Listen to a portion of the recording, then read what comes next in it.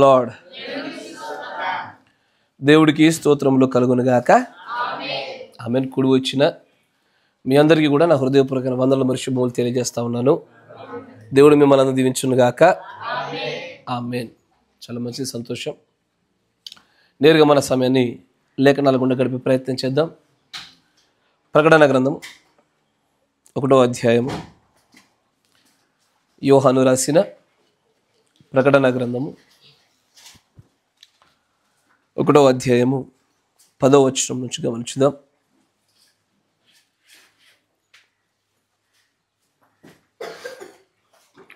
యోహాను రాసిన ప్రకటన గ్రంథం 1వ అధ్యాయము 10వ వచనాన్ని గమనించుదాం. ప్రభు దినమందు ఆత్మవశుడనై ఉండగా బూరధ్వని వంటి గొప్ప స్వరము నీవు చూచుచున్నది పుస్తకంలో రాసి ఎఫెసు, స్ఫుర్ణ, పెర్గమ, తుయతయ, సార్దిస్, ఫిలదెల్ఫియా, లవోదికియా అను 7 సంఘములకు పంపుమని చెప్పుట నా వెనక వింటిని. ఇది వినగా నాతో మాట్లాడుచున్న స్వరమేమిటో అని చూడ తిరిగి తిని. దేవుడికి స్తోత్రములు కలుగునుగాక. మీరున్న చోట తలలుంచండి, కళ్ళు మూసుకోండి. దేవుడి యొక్క ఆత్మ సహాయ విషయమై ప్రార్థన చేసుకుందాం. కనికర పూర్ణుడా, సర్వశక్తి సంపన్నుడా, మమ్మల్ని ప్రేమించుచున్నారు గనుకే ఈ స్థలంలో మేము ఇలాగున సమకూర్చబడి ఉన్నాం. నీ ప్రేమను ప్రభువా ఒకసారి నీ వాక్కు ద్వారా, నీ ప్రత్యక్షత ద్వారా మరొకసారి మేము రుచి చూచులాగున మమ్మల్ని అభిషేకించండి. ఈ లోకంలో మాకు కలుగు ప్రతి దానిలో నుంచి మేము ప్రేమను చూస్తూ ఉన్నాము, కానీ నీ ప్రత్యక్షతల ద్వారా, నీ వాక్యము ద్వారా మీరు మమ్మల్ని ప్రేమించుచున్న విధానమును కేవలం నీ భార్య మాత్రమే గుర్తిరగలుగుతుంది కనుక అదిగో అలాంటి ఒక చక్కటి వాక్య సంబంధమైనటువంటి ప్రత్యక్షతలతో కూడుకున్న నీ దైవికమైన ప్రేమని ఈ సమయంలో మా అందరిపైన మీరు కుమ్మరించండి. మీరు సహాయం దయచేయండి, కనికరం చూపండి.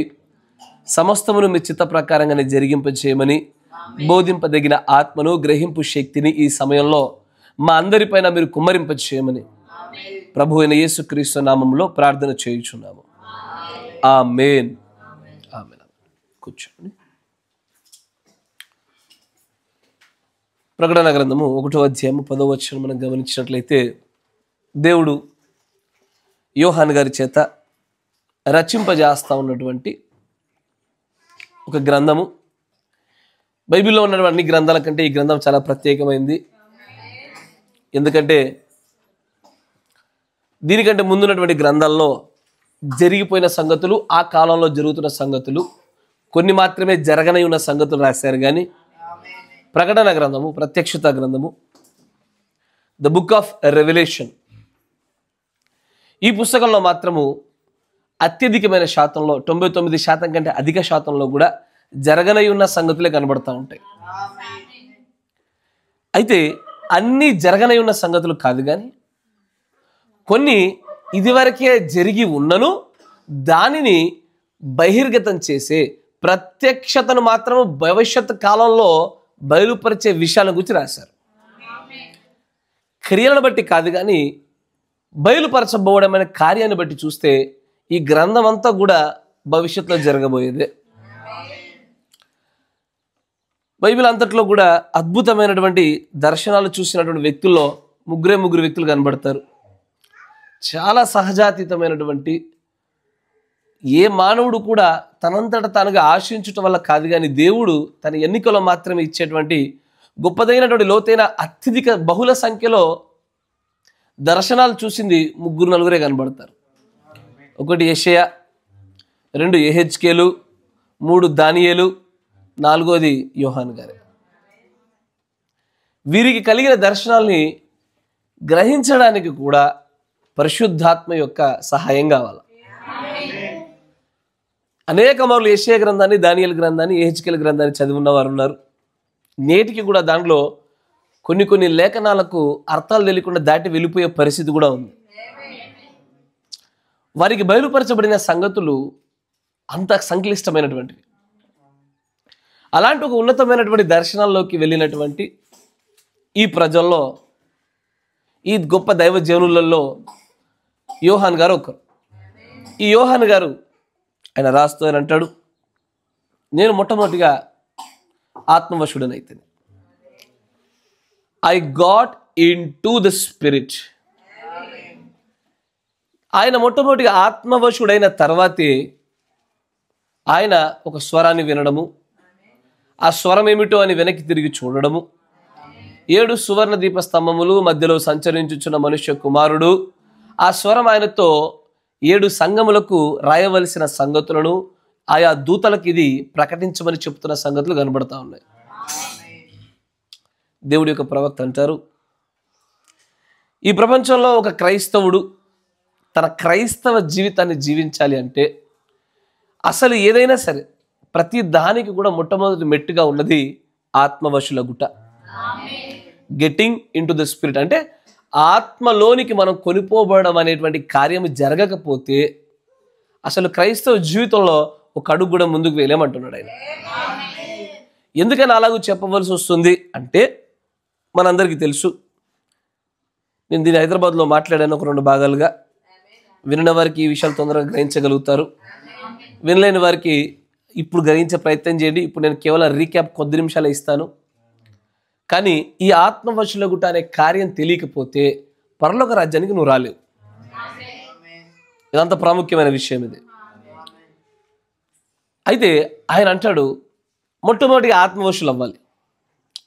ఏ భావనలు కానీ, ఏ ప్రేరేపణ కానీ, ఏ అనుభవాలు కానీ, ఏ ఉద్దేశం కానీ లేకుండా ఒక వ్యక్తి ఉన్నట్లయితే ఆ వ్యక్తి మృతుడే. ఆమెన్. జాగ్రత్తగా గమనించండి. మొట్టమొదటిగా మరణం అనే స్థితి కనబడతా ఉంటుంది. ఇక్కడ ఏ ఆలోచన ఉండదు, ఏ తలంపు ఉండదు, ఏ విధమైన ఉద్దేశాలు ఉండవు. నిమ్మలపరచబడిన స్థితి.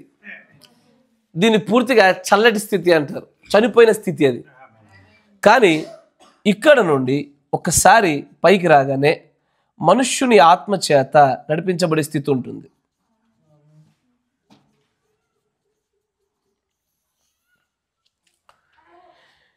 మనుష్యుని ఆత్మ ఖచ్చితంగా దానికంటూ కొన్ని గేట్స్ ఉన్నాయి, దానికంటూ కొన్ని లక్షణాలు ఉన్నాయి.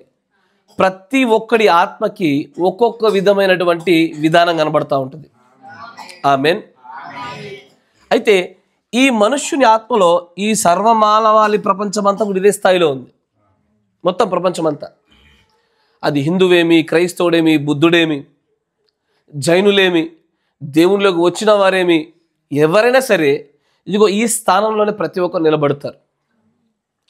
ఈ మనుష్యుని యొక్క ఆత్మ స్థానంలో నిలబడినప్పుడే మనుష్యుని ఆత్మ చేత నడిపించబడతారు. మనుష్యుని ఆత్మ ఎల్లప్పుడూ కూడా మంచి వైపు నడిపించదు. మనుష్యుని ఆత్మ అది జన్మ తరహాగా పాపంలో పుట్టి క్రియల మూలంగా పాపంలో పెరుగుతూ పాప సంబంధమైన ప్రపంచంలో మురుగుతూ పాపంలోనే ఎప్పుడు కొట్టాడుతూ ఉంటుంది. కానీ ఈ స్థితిలో ఉన్నటువంటి ఏ మనుషుడైనా సరే ఏమవుతాడంటే అత్యంత సులభంగా ఏ ఆత్మను పడితే ఆత్మచిత్త చాలా సునాయాసంగా ప్రభావితం చేయబడతాడు. బహుశా ఒకరు ఒక ఆత్మచేత మరి ఒకరు మరొక ఆత్మచేత అయి ఉండొచ్చు, కానీ ఏదో ఒక ఆత్మచేత మాత్రము ఇదిగో ఈ స్థానంలో ఉన్న ప్రతి వ్యక్తి కూడా ప్రభావితం చెందబడతాడు. ఆమెన్. దీనికి ఉదాహరణగా దేవుడు తన ప్రవక్త ద్వారా కొన్ని మాటలు మాట్లాడింపజేస్తూ ఉన్నారు. దాన్ని గమనించే ప్రయత్నం చేద్దాం. 53-0611.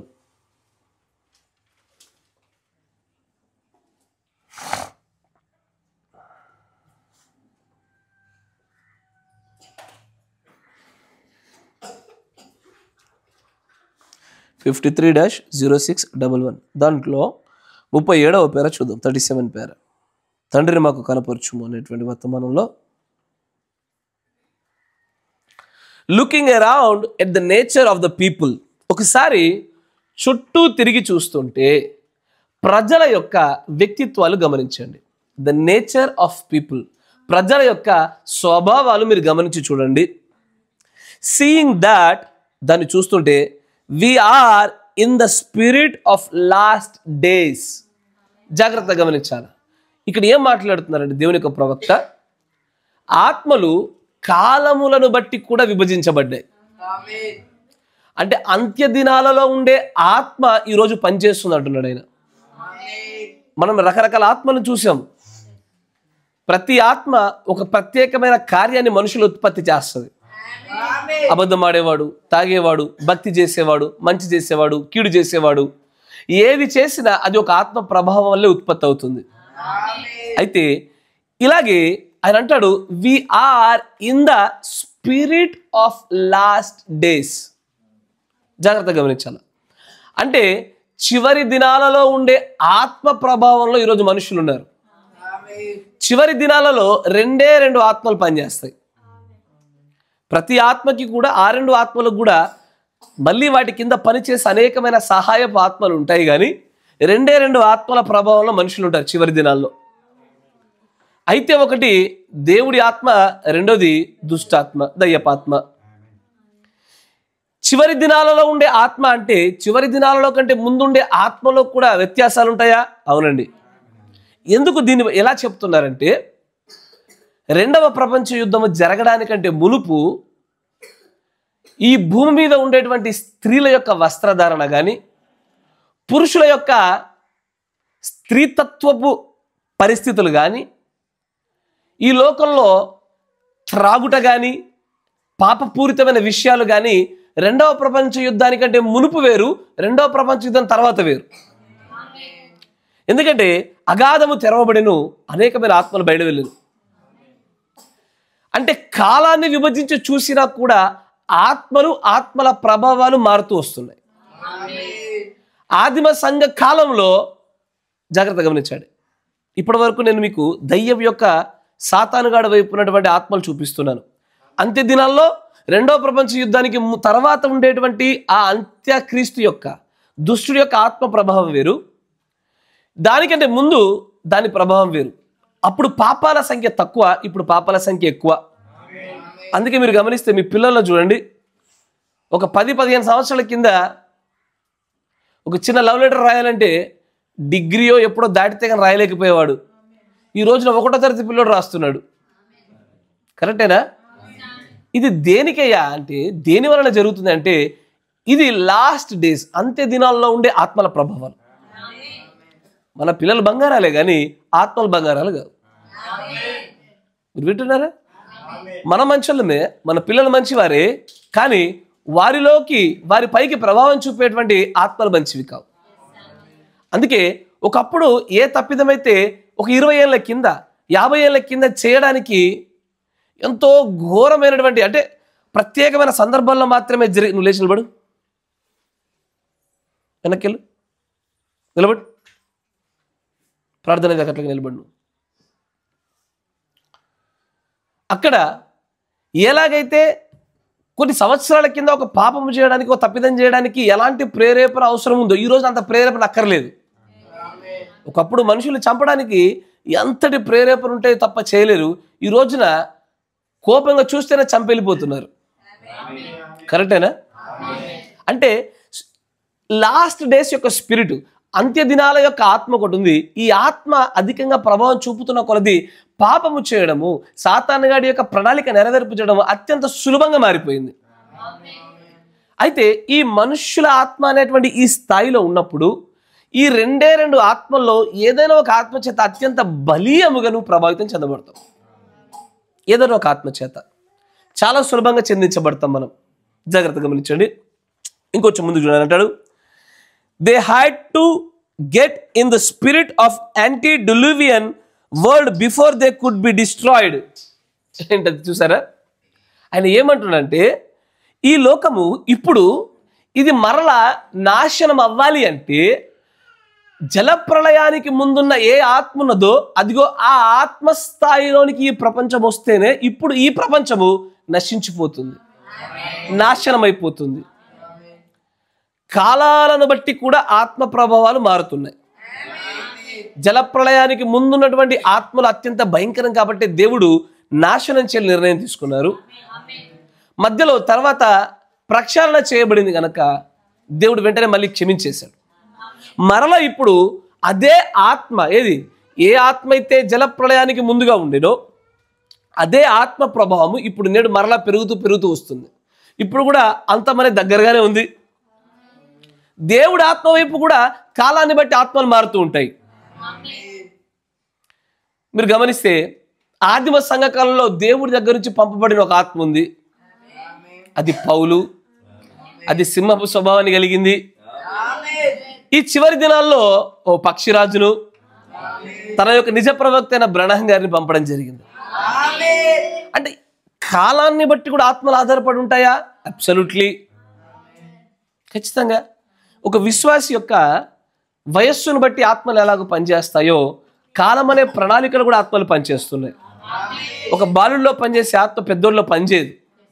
ఒక బాలుల్లో వాడికి ఎప్పుడు ఏ ఆత్మ ఉంటుందంటే, ఏదో కొనుక్కొని తిందామా, ఎప్పుడు ఫోన్ చూద్దామా, ఏదో ఆటలు ఆడదామా అని ఉంటుంది. ఇదే ఆత్మ పెద్దోళ్ళలో ఉండదు. పెద్దవాళ్ళు దేని చేత అయితే ప్రభావితం చెందబడతారో అదే ఆత్మ పిల్లలపైన పనిచేయదు. అంటే ఆత్మల యొక్క ప్రభావాలు వయస్సును బట్టి, కాలాన్ని బట్టి, దేవుడి ప్రణాళికను బట్టి వేరువేరుగా ఉన్నాయి. ఆమేన్, ప్రైజ్ ది లార్డ్. అందుకని అంటాడు, మరల ఆ జల ప్రళయానికంటే ముందున్నటువంటి అదే ఆత్మస్థాయిలోనికి వెళ్ళినప్పుడే మరలా ప్రపంచము నాశనం వైపుగా అడుగులు వేస్తుంది. తర్వాత ఇంకొంచెం ముందుకు రండి అని అంటాడు, they have to be in the spirit of war before they can have war. జాగ్రత్తగా గమనించండి, యుద్ధము జరగాలి అంటే ఆ యుద్ధాన్ని జరిగించడానికి కావలసిన ఆత్మవశులగుట మొదటగా జరగాల. ఒక యుద్ధం చోటు చేసుకోవాలంటే ఆ యుద్ధంలోనికి వెళ్ళడానికంటే మునిపే ఆ యుద్ధానికి కారణమగునటువంటి ఆత్మలు ఆ వ్యక్తుల్లోకి వచ్చి దాని ప్రభావం చూపించాల. అప్పుడు కానీ అక్కడ యుద్ధం చోటు చేసుకోదు. అందుకే చిన్న భిన్నములైపోతున్న ప్రపంచం అనే వర్తమానంలో దేవుడు ప్రవక్త అంటారు, అమెరికాకి అనే స్పిరిట్ ఉందంట. మీరు విన్నారా? ఫ్రాన్స్కి ఒక స్పిరిట్ ఉంది అంటాడు, ఇండియాకి ఒక స్పిరిట్ ఉంది అంటాడు. ఒక్కొక్క దేశానికి అవి నమ్మేటువంటి సిద్ధాంతాలను బట్టి వాటిపైన ఆత్మలు ఆధారపడి ఉన్నాయి. అమెరికాకేమో ఫన్నీ ఆత్మ, అంటే హహహ అనే ఆత్మ వచ్చేసింది అంటాడు ఆయన. ఎప్పుడు యుద్ధము యుద్ధము యుద్ధం అనే ఆత్మ ఉంటుంది దానికి. అలాగే ఏ ఆత్మవశంలోనికైతే ఒక దేశము కానీ, విశ్వాసి కానీ, ఒక కుటుంబం కానీ, ఒక సంఘం కానీ ప్రవేశిస్తుందో ఆ ఆత్మ ప్రభావాలే కనబడతా ఉంటున్నాయి. తర్వాత చూడండి, ఇంకొంచెం ముందుకు రండి. దేవుడు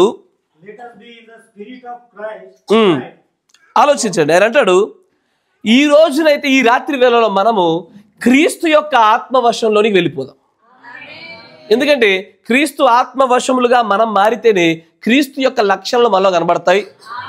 ఆయన ప్రణాళిక, ఆయన యొక్క నేచర్, ఎందుకంటే ఆత్మలను బట్టి ప్రజలకు స్వభావాలు వస్తాయని చెప్పారు కాబట్టి క్రీస్తు యొక్క స్వభావం మనలోనికి రావాలంటే ఆయన ఆత్మ మనలో ఉండాలి. ఆమేన్. ఇంకొంచెం ముందుకు రండి, ఆయన అంటాడు, గమనించండి అయ్యా, నేను మీకు ఇక్కడ నుంచి ప్రతి ఒక్కరు ఇదే స్థానంలో ఉంటున్నారు, అందరు ఇదే స్థానంలో ఉంటున్నారు. కానీ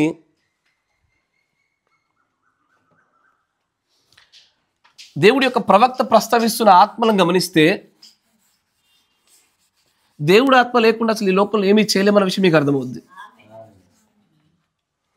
చూడండి, మనుషుల ఆత్మ దగ్గర రాగానే ఇక్కడ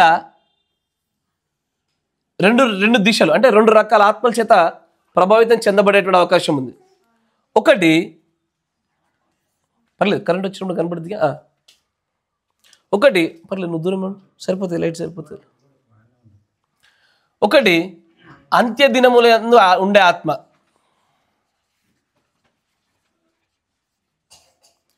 దీన్ని ఆయన అంటాడు the spirit of last days.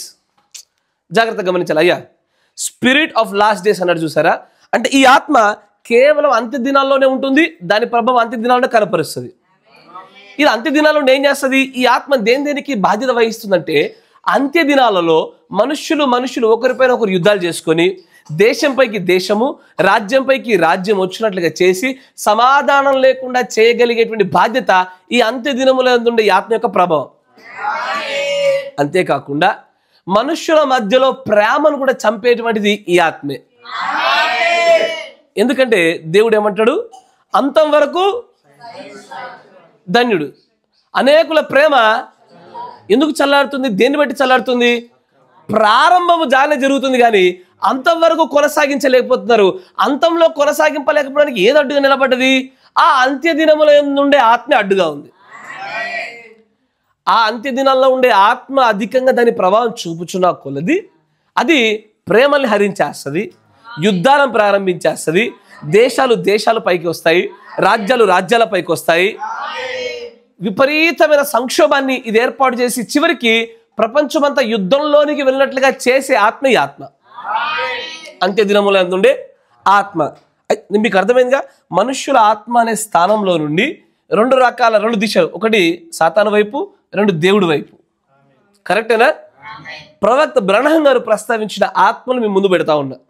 దాంతోపాటు మనకు ప్రత్యక్షత చూస్తుండే అనేకమైన ఆత్మలు కనబడుతూ ఉంటాయి. ఆయన అంటాడు, let us get into the spirit of Christ. నా మాట విన్నారా? క్రీస్తు యొక్క ఆత్మలోనికి మనం ప్రవేశించుదాం అంటున్నాడు ఆయన. కరెక్టేనా? ఇది దేవుని ఆత్మ వైపు వచ్చింది. కరెక్టేనా? తర్వాత ఆయన అంటాడు, let us get into the spirit of repentance. అంటే ఏంటది? పశ్చాత్తాపము లేదా మారు మనస్సును కలిగింపజేసే ఆత్మ. అయ్యా,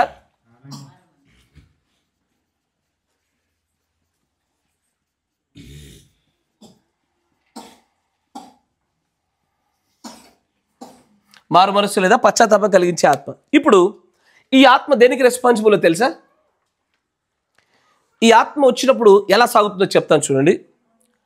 ఒక వ్యక్తి వాక్య విరుద్ధంగా తను నడుస్తూ ఉండగా తను చేసిన తప్పని తెలుసు, పాపమని తెలుసు, తను ఉన్నటువంటి పాపపు స్థితి అని కూడా తెలుసు, కానీ దాన్ని ఆపుకోలేని స్థితి, దాన్ని నియంత్రించలేని స్థితి.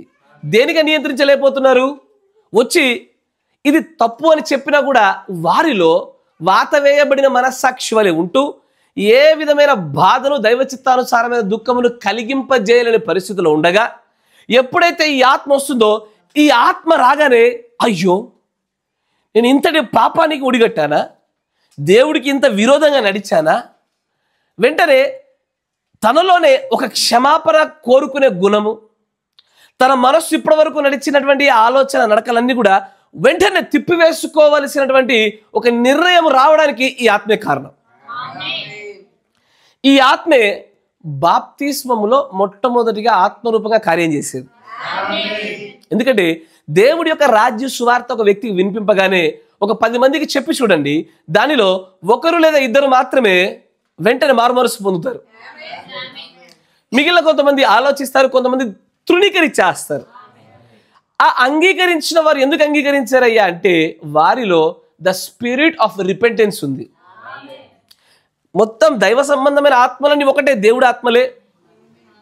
అలాగే సాతాను సంబంధమైనటువంటి ఆత్మలన్నింటినీ చూస్తే సాతాను గడు ఒక్కడే, కానీ ఇవి ప్రధానమైనటువంటి ప్రధాన ఆత్మలు ఇవి. కానీ వాటి కింద అనేకమైన సహాయపు ఆత్మలు కూడా పనిచేస్తూ ఉంటాయి.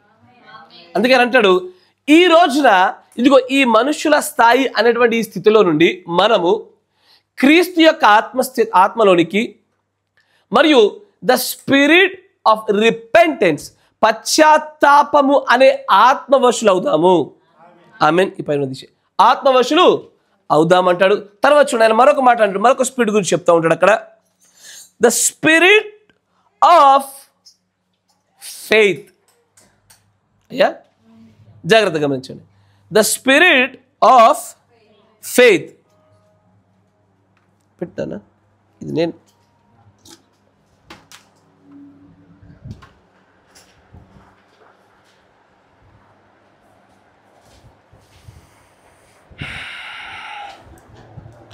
Praise the lord.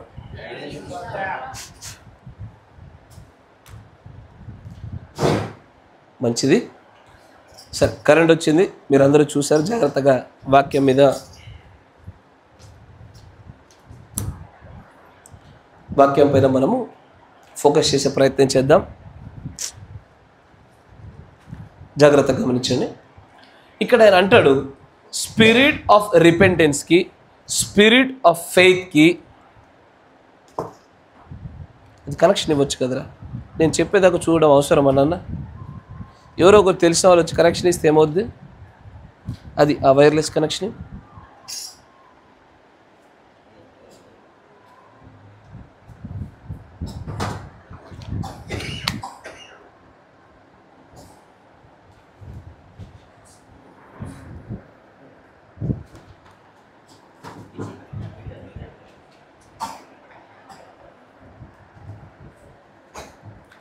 Praise the lord. జాగ్రత్తగా గమనించండి. స్పిరిట్ ఆఫ్ రిపెంటెన్స్కి, స్పిరిట్ ఆఫ్ ఫెయిత్కి ఇవన్నీ కూడా దేవుడి ఆత్మలోని భాగాలే కానీ ఒక ప్రత్యేకమైనటువంటి పోర్షన్స్. అంటే దేవుడి యొక్క ఆత్మలో ప్రత్యేకమైన పోర్షన్స్ ఇది. ఆయన అంటాడు, ఈ రోజున మనము ప్రభావితం చెందాల్సింది, ఆత్మవశులు అవ్వాల్సింది దేని వలన అంటే ఈ లోక సంబంధమైన ఆత్మ వల్ల కాదు, ఈ అంత్య దినాల్లో ఉండే ఆత్మ వల్ల కాదు, కానీ స్పిరిట్ ఆఫ్ రిపెంటెన్స్తో అవ్వాలి, క్రీస్తు ఆత్మలోకి అవ్వాలి, మరియు స్పిరిట్ ఆఫ్ ఫెయిత్ విశ్వాసమును కలిగించే ఆత్మలోకి వెళ్ళాలి.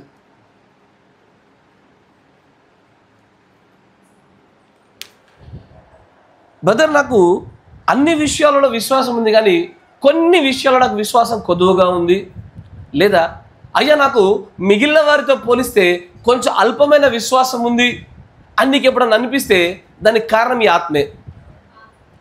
ఎంతగా అయితే ఈ ఆత్మలోనికి నువ్వు వశమవుతూ ఉంటావో అంతలా నీ యొక్క విశ్వాసం వృద్ధి చెందుతుంది. కొంతమంది జాగ్రత్తగా గమనించండి, చిన్న తప్పిదము జరగగానే వెంటనే విపరీతమైన పశ్చాత్తాపానికి గురవుతారు. Yes or no? అది వాళ్ళ ఆలోచనలో ఒక తప్పుడు ఆలోచన వచ్చినా సరే వెంటనే దేవుడి సన్నిధిలో మోకరించి వాళ్ళ పశ్చాత్తాపాన్ని కోరుకుంటారు. కొంతమంది ప్రభురాత్రి భోజనం వచ్చేదాకా అట్లాగే నిలబడతారు. మరికొంతమంది 2-3 దినాల కొనసాగి తర్వాత పశ్చాత్తాపానికి వస్తారు. అయ్యి దీని అంతటికీ గల కారణం ఏంటంటే ఈ స్పిరిట్ ఆఫ్ రిపెంటెన్స్ మాత్రమే దానికి కారణం. ఎంతగా అయితే ఆ పశ్చాత్తాపడే ఆత్మ నీలో ఉంటుందో అంత వేగవంతంగా పశ్చాత్తాపడగలుగుతావు. ఈ పశ్చాత్తాపడే ఆత్మల గురించి బ్రహ్మం గారు ఏమన్నారు తెలుసా?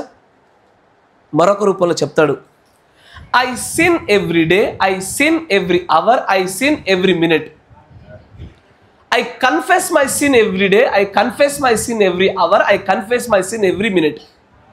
అంటే నేను ప్రతి గడియకి, గంటకి, దినానికి నా పాపాలు ఒప్పుకుంటూనే ఉన్నాను అన్నాడు ఆయన.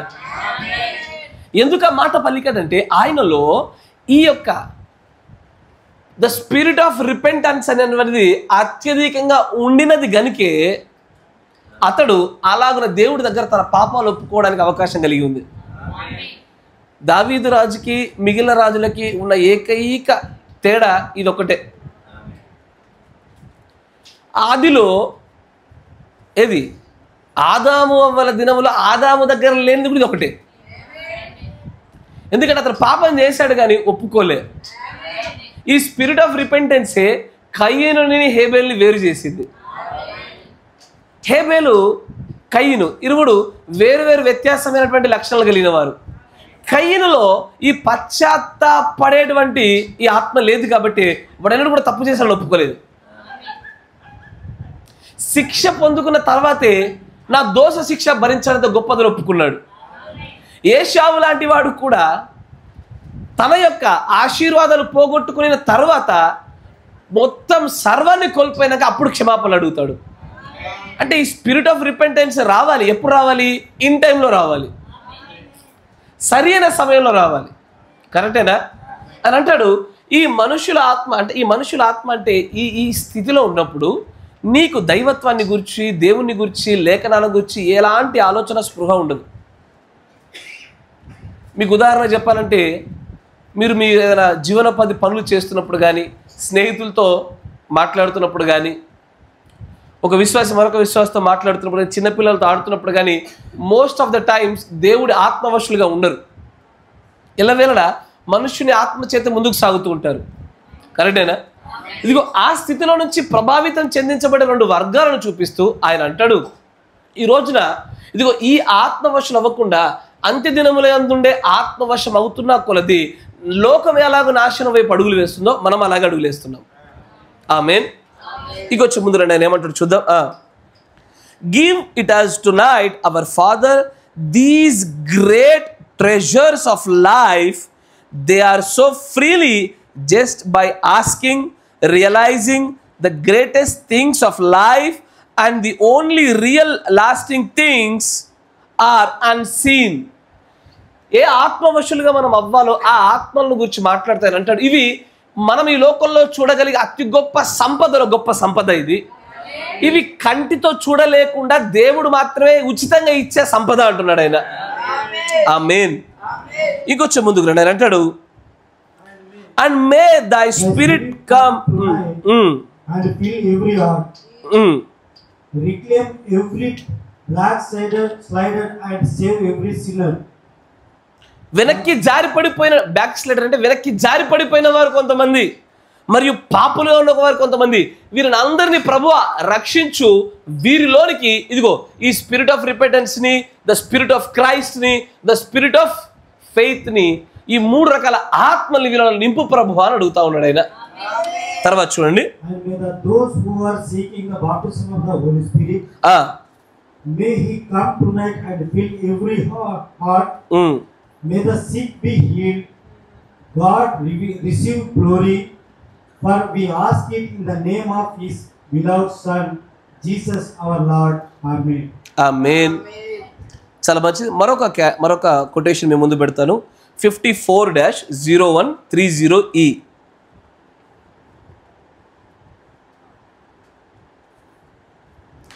(54-01)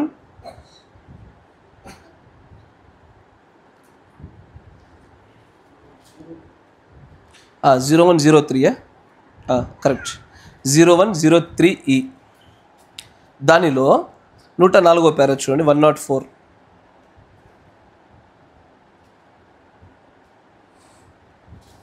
We have got to get in the spirit of the last days. చూడండి, Last days are here. గమనించండి. ఒక చోట ఆయన అంటాడు, ఈ అంత్య దినాల్లో కూడా ఒక ఆత్మ ఉంది, దానిలోనికి మనం వెళ్ళకూడదు. కానీ మరొక చోట అంటాడు, అంత్య దినాల్లో ఒక ఆత్మ ఉంది, ఇప్పుడు ఈ ఆత్మలోనికి మనం వెళ్ళాలా. దేవుని యొక్క పక్షమున, దుష్టుడి యొక్క పక్షమున 2 రకాల ఆత్మలు ఈ అంత్య దినాల్లో వదలబడ్డాయి. ఇది ఎలా చెప్పగలుగుతున్నారయ్యా అంటే, ఒక్కొక్క గుర్రము బయటకు వెళ్తున్న కొలది ఆ గుర్రం యొక్క శక్తిని ఎదుర్కోవడానికి సాటి అయిన మరి యొక్క ఆత్మ కలిగిన ఒక జీవి రమ్ము అని చెప్పుతుంది. ఆమేన్. ఇక్కడ అన్ని మిశ్రమాలతో కూడుకున్నటువంటి పాండుర వర్ణపు గుర్రము అది బయటకు రాగానే దానిని ఎదుర్కోవడానికి సాటి అయిన ఆత్మ కలిగిన పక్షిరాజు కేక వినబడతా ఉంటుంది. ఇదొక ఆత్మ, ఇదొక ఆత్మ, ఇవి 2 కూడా చివరి దినాలలో వస్తాయి. ఈ పక్షిరాజు యొక్క ఆత్మను కానీ, పాండుర వర్ణం యొక్క గుర్రం యొక్క ఆత్మను కానీ మీరు పౌలు గారి కాలంలో చూడలేదు. ఈ 2 ఆత్మలు వచ్చేది అంత్య దినాల్లో మాత్రమే. ఇప్పుడు మనం ఎదుర్కొనేది కూడా ఈ 2 శక్తులలో ఏదో ఒక శక్తి చేత ప్రభావితం చేయబడాలా, ఏదో ఒక వైపు ఏదో ఒక ఆత్మలోనికి వశమైపోగలగాల. ఆమేన్. ఆయన అంటాడు ఇక్కడ, we have got to get into the spirit of the last days when the last days are here. చివరి దినాలు ఇక్కడ ఉన్నాయి కాబట్టి ఈ చివరి దినాల యొక్క ఆత్మలోనికి మనం వెళ్ళవలసిందే. ఈ రోజున నేను వాహనాలు వాడిను, ఎడ్ల బండి మీద అన్ని ఊర్లకు వెళ్తానంటే కుదరదు. ఆ రోజుల్లో ఆ ఆత్మ, ఆ యొక్క నడిపింపు అక్కడికి సరిపోయింది. ఈ రోజున ఎడ్ల బండి కాలం కాదు, ఈ రోజున ఆటోమొబైల్స్ కాలం కాదు, ఇది ఆస్ట్రోనాట్ కాలం అంటాడు ఆయన. వ్యోమోగాముల కాలం ఇది. వ్యోమోగాముల కాలంలో వ్యోమగాములు లాంటి అదే ఆత్మతోనే ముందుకు సాగాల. ఆమేన్. ఇంకొంచెం ముందుకు రండి. You got to a dance hall. You have got to get in the spirit of dancing. చూడండి, ఇక్కడ ఒక వ్యక్తి డ్యాన్సులు వేస్తున్నారు అంటే దాని అర్థం ఏంటో తెలుసా? మొదటగా ఆ డ్యాన్స్ చేసేటువంటి ఆత్మ ఆ వ్యక్తిని పట్టుకోగలగాల. కరెక్టేనా? ఇది ఏ ఆత్మయ్యా? దీన్ని ఏమంటారు? నాట్యం ఆడే ఆత్మనా?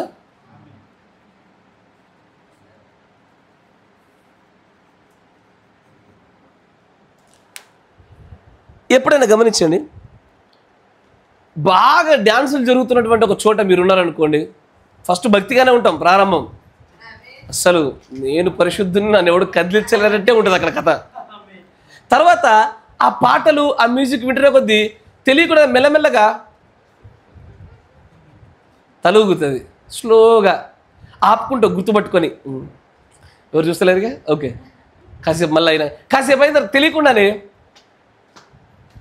చెయ్యి ఆడుతుంది, మెల్లగా కాలు టప్ టప్ టప్ అని కొడతా ఉంటుంది. ఏం చేస్తున్నావు అంటే నీకు తెలియకుండా నెమ్మదిగా ఆ డ్యాన్సులు ఆడిచ్చే ఆత్మ వశంలోనికి నువ్వు వెళ్తున్నావు. ఒకసారి దాన్ని పూర్ణంగా దాని వశంలోకి వెళ్ళగానే అది నేను ఆడిచ్చేస్తుంది, ఇక డ్యాన్స్లో ఆడిచ్చేస్తుంది. ఒకేసారి గబుక్కని వెళ్ళవు, ఎందుకంటే నువ్వు భక్తిపరుడుగా. లోకస్తుడు అయితే వేగవంతంగా వెళ్ళిపోతాడు, డ్యాన్స్ టక్కని డ్యాన్స్ చేస్తాడు వాడు. మనం చేయము. మనం చేయడానికి ఎలాంటి పన్నాగాలు పన్నాలో ఆ నాట్యం ఆడించే డ్యాన్సులు ఆడించే ఆత్మకు తెలుసు.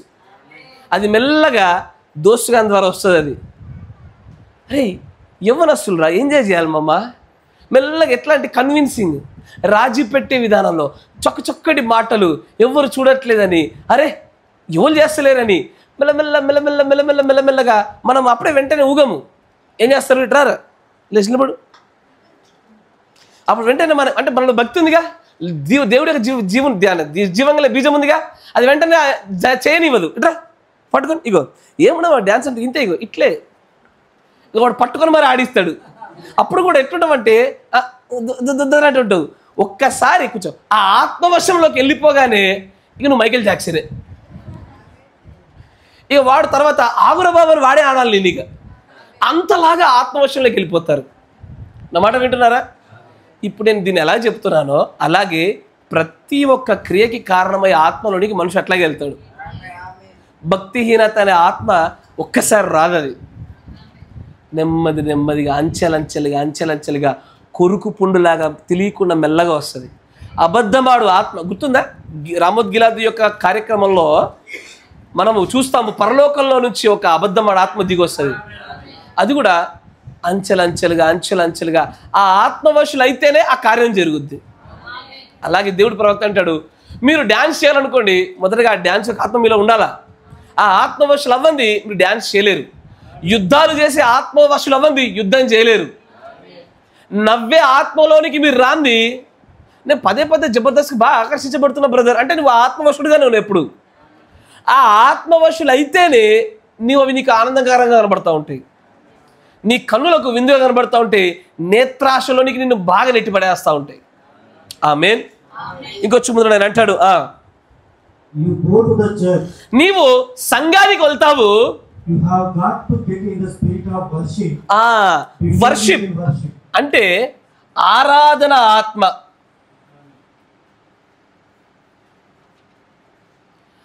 వర్షిప్, స్పిరిట్ ఆఫ్ వర్షిప్, ఆరాధన ఆత్మ అనేది లేకపోతే సంఘానికి రారు. నువ్వు సంఘానికి ఇప్పుడు వచ్చి ఇలా కూర్చోగలిగావంటే నిన్ను బలంగా లాగినేదో తెలుసా? ఈ ఆత్మే. వందల కిలోమీటర్ల నుంచి లాగబడుతూ వస్తున్నారు, పక్షిరాజులని పోగవుతున్నాయి. దేనికో తెలుసా? ఈ ఆరాధన ఆత్మ వల్లే. మనకు తెలీదు ఆ ఆత్మ ఎట్లుందో, ఎందుకంటే ఆత్మలన్నీ అన్సీన్, కళ్ళతో చూడలేనివి. క్రియలలోనే ఏ ఆత్మ వచ్చి పడిందో మనకు అర్థమవుతుంది. అక్కడ ఆయన అంటాడు, నీవు సంఘానికి వచ్చి నీవు ఆరాధన చేస్తున్నావు అంటే నీకు ఆరాధన ఆత్మ నీలో ఉంటేనే, ముందు ఆ ఆత్మ వశులైతేనే. కొన్నిసార్లు అంటారు, మీ పిల్లలు అనంగా వింటూ ఉంటారు, నాకు చర్చికి రావాలనిపించట్లేదని. ఎందుకంటే వారిలో ఆ ఆరాధన ఆత్మ లేదు. మొట్టమొదటిగా ఆ ఆరాధన ఆత్మ యొక్క వశంలోనికి పూర్తిగా వెళ్తేనే సంఘానికి క్రమం తప్పకుండా రాగలుగుతారు, సంఘాన్ని తప్పించుకోకుండా ఆరాధన చేయగలుగుతారు. అని అంటాడు. మళ్ళీ ఒకసారి మాట చదవండి. You have got to get in the spirit of worship before you can worship. నీవు ఆరాధించడానికంటే మునిపే ఆరాధనలోనికి తీసుకెళ్లే ఆత్మలోనికి నువ్వు వశం కావాలి. అందుకే మీరు ఈ ప్రార్థనా క్రమంలోనికి రావడానికంటే మునిపే మీ ఇంటి వద్దే ప్రార్థన చేసుకొని రావాలా. ఏమని ప్రార్థన చేస్తాము? మా ప్రయాణంలో తోడుగా ఉండుము, నేను మనుషుల వైపు చూడకుండా కేవలం నీ వాక్యం వైపు, వర్తమానం వైపు చూసే నా కన్నులు తెరువు. నిన్ను నా నిండు హృదయంతో, నా పూర్ణ బలముతో నిన్ను ఆరాధించి ఆత్మలోనికి నన్ను వశము చేయి ప్రభువా అని కూడా రావాలి. అప్పుడే ఇక్కడ ఆత్మవశంలో కార్యాలు జరుగుతాయి. తర్వాత చూడండి, లేదనుకోండి ఇక్కడికి వచ్చిన తర్వాత దిక్కులు చూడడము, ఫోన్లు పట్టుకోవడము, ఆటలాడడము, నిద్రపోవడము ఎందుకు జరుగుతుంది అంటే ఇక్కడ ఆరాధన ఆత్మకు బదులుగా నిద్రాత్మలు వచ్చాయి కాబట్టి. అదే వ్యత్యాసం అక్కడ. తర్వాత చూడండి అంటాడు, ద వరల్డ్ ప్రపంచమంతా కూడా చివరి దినాలలో ఉండే ఆత్మలోనికి రావాల్సిందే. చివరి దినాలు రావాలి అంటే చివరి దినాలలో ఉండే ఆ ఆత్మ వశంలోనికి వెళ్ళాలి. మనము అంత్య దినముల యందుండే ఒక ప్రత్యేకమైన ఆత్మల కాలంలో మనం ఉన్నాం. ఆమేన్.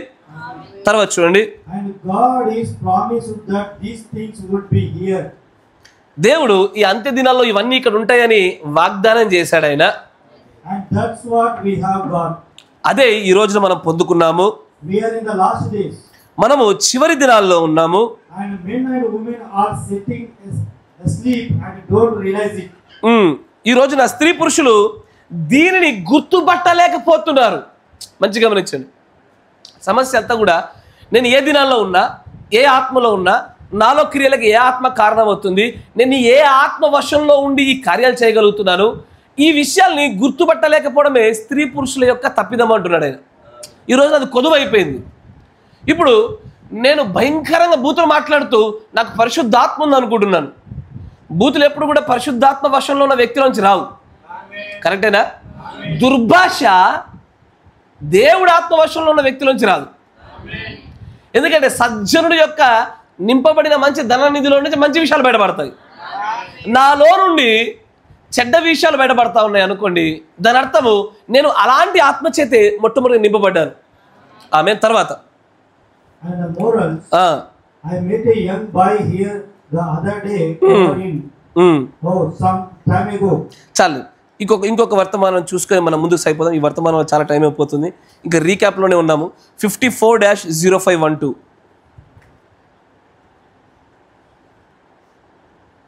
54-0512 దానిలో 135 పేరా చూద్దాం. 135.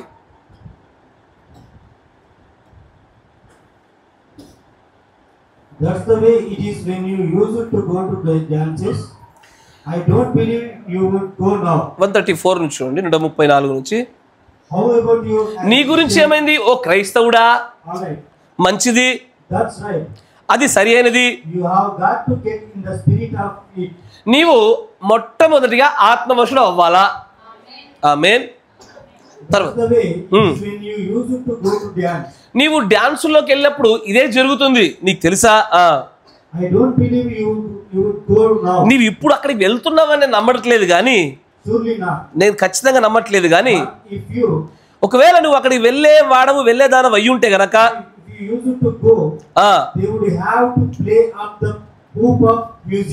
అంటే వాళ్ళు ఈ యొక్క ఆత్మవశంలోనికి కావడానికి ప్రత్యేకమైన పాటలు ఉంటాయి. నా మాట వింటున్నారా? డ్యాన్సుల్లోనికి మిమ్మల్ని తీసుకెళ్లాలంటే కొన్ని ప్రత్యేకమైన మ్యూజిక్ల ద్వారానే డ్యాన్సులు చేస్తారు. ఏ మ్యూజిక్ పడితే ఆ మ్యూజిక్ చేయలేరు. కరెక్టే కదా? తర్వాత చూడా and beat the bands and beat the drums and do every kind of a thing there was about it. And the women run out of there half naked and everything else. అక్కడ విపరీతమైన డ్యాన్సులు. ఆ డ్యాన్స్లు ఎలా ఉంటాయంటే ఫ్లోర్ల పైన పడుతూ లేస్తూ అసభ్యకరమైన వస్త్రధారణతో ముందుకు సాగుతున్నటువంటి ఒక నృత్యాలు, నాట్యాలు కనబడతా ఉన్నాయి. ఇవన్నీ కూడా ఏదో కాదు. ఆయన చివరిలో అంటాడు దాన్ని చూసి, you get into the spirit of it, it's the spirit of devil. దయ్యపు యొక్క ఆత్మలోనికి వెళితేనే ఈ కార్యాలు జరుగుతాయి. ఆమేన్. తర్వాత చూడండి, and dance on the floors things get to the spirit of dances. చాలు, ఈ వర్తమానం ఇదివరకు 2 భాగాలు విన్న వారికి అర్థమవుతుంది. నేను ఆ భాగంలో ఈ యొక్క భాగంలో డిఫరెంట్ కైండ్స్ ఆఫ్ స్పిరిట్స్లో నేను ఎక్కువగా వివరించలే, అందుకే ఇక్కడ వివరించా. మిగిలిన విషయాలు మీరు విని ఉంటారు. అసలు ఆత్మవశులు అగుంటే ఎందుకు, దాని వలన లాభం ఏంటి, ఆత్మవశులుగా ఉండడం వల్ల మనకు వచ్చేటువంటి ఆ ఆధిక్యత ఏంటి, అసలు ఇది లేకుండా ఏమవుతుంది అన్న విషయాన్ని ఒకసారి వేగంగా టక టక టక చూస్తే, ఆత్మవశులు అగుంటే ఎలా అన్న విషయాలు ఇదివరకు చెప్పిన దాన్ని మరికొన్ని కొత్తగా జోడించాలా. కొంచెం వేగవంతంగా ముందుకు సాగిపోదాం. చూడండి, అక్కడ 60-1204E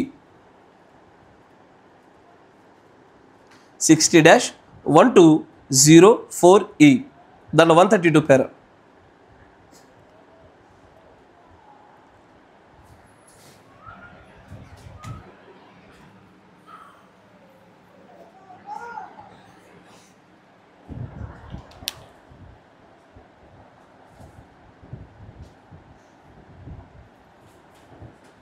60-1204 చదవండి. The greatest of revelations is the deity of ప్రపంచంలోనే అత్యధికమైనటువంటి గొప్ప ప్రత్యక్షత ఎక్కడో కాదు, క్రీస్తు యొక్క బయలుపాటులోనే ప్రత్యక్షత దాగుంది. the supreme Amen. deity of our Lord Jesus Christ. మంచిది, continue. You can't get to first base until you believe that. నీవు ఆయన యొక్క ప్రత్యక్షతలోనికి మొట్టమొదటిగా నువ్వు నమ్మకుండా దాన్ని ఏమీ చేయలేవు, దానిలోనికి వెళ్ళలేవు. That's what Peter said. దాన్ని పేతురు గారు చెప్పారు. Repent and then see the deity. మొట్టమొదటిగా మారు మనస్సు పొంది తర్వాత దైవత్వాన్ని చూడండి. Be baptized in the name of the Lord Jesus Christ. యేసుక్రీస్తు వారి యొక్క నామంలో బాప్తిసం పొందండి, Remission of your sins. మీ పాపాలు కడిగివేయబడి నిమిత్తము. And then you are ready to go in the spirit. అప్పుడు మాత్రమే మీరు ఏమవుతారు? ఆత్మవంశులు. జాగ్రత్త వినండి, ఈ ఆత్మవంశులు అనే కార్యము బాప్తిస్మానికి ముందు ఉంటుంది, బాప్తిస్మం తర్వాత ఉంటుంది. బాప్తిస్మానికి ముందు బాప్తిస్మం పొందుకోవడం కోసం జరుగుతుంది, బాప్తిస్మం తర్వాత ఆ రక్షణ కార్యం ముగింపు కోసం జరుగుతుంది. మీరు గమనించగలుగుతున్నారుగా? మీకు ఉదాహరణ చూపిస్తా. అంటే దాని అర్థం ఏంటంటే, అసలు ఆత్మవంశులు కూడా మీకు సింప్లెస్ట్ భాషలో చెప్పాలంటే, నీ ఇంట్లో ప్రార్థన చేసుకోకుండా, బైబిల్ చదువుకోకుండా, దేవుని గురించి ఎలాంటి ఆలోచన లేకుండా ఎప్పుడైనా ఖాళీ కూర్చున్నావా? ఖాళీగా కొంతమంది తలకాయ లూపులో. ఇంకొక ఉదాహరణ చెప్తున్నా, గ్రహించగలుగుతున్నారుగా? ఏ ఆలోచన లేదు, దైవ సంబంధమైంది, డబ్బు, అప్పులు, ఏదో ఒకటి ఈ లోక సంబంధమైనటువంటిది, అక్కడ స్పిరిచువాలిటీ లేదు. అలాంటి ఒక స్థితిలో ఉన్నారా? అది మనుషుల యొక్క ఆత్మచేత నడిపించబడే స్థాయి. అక్కడ నుంచి అకస్మాత్ ఒక్కసారి ప్రార్థనలోకి వెళ్ళాలి, ప్రార్థన చేసుకోవాలని నడిపింపు వచ్చింది చూసారా? అక్కడే నువ్వు ఒక ఆత్మవశంలోనికి వెళ్తున్నావు. గమనిస్తున్నారా? అయితే ఈ ఆత్మవశంలో అనే కార్యం బాప్తిసానికి ముందు జరుగుతుంది, బాప్తిసం తర్వాత కూడా జరుగుతుంది. మీకు అపోస్తుల కార్యంలో చూపిస్తా. అపోస్తుల కార్యం 10వ అధ్యాయం 3వ వచనం చూడండి.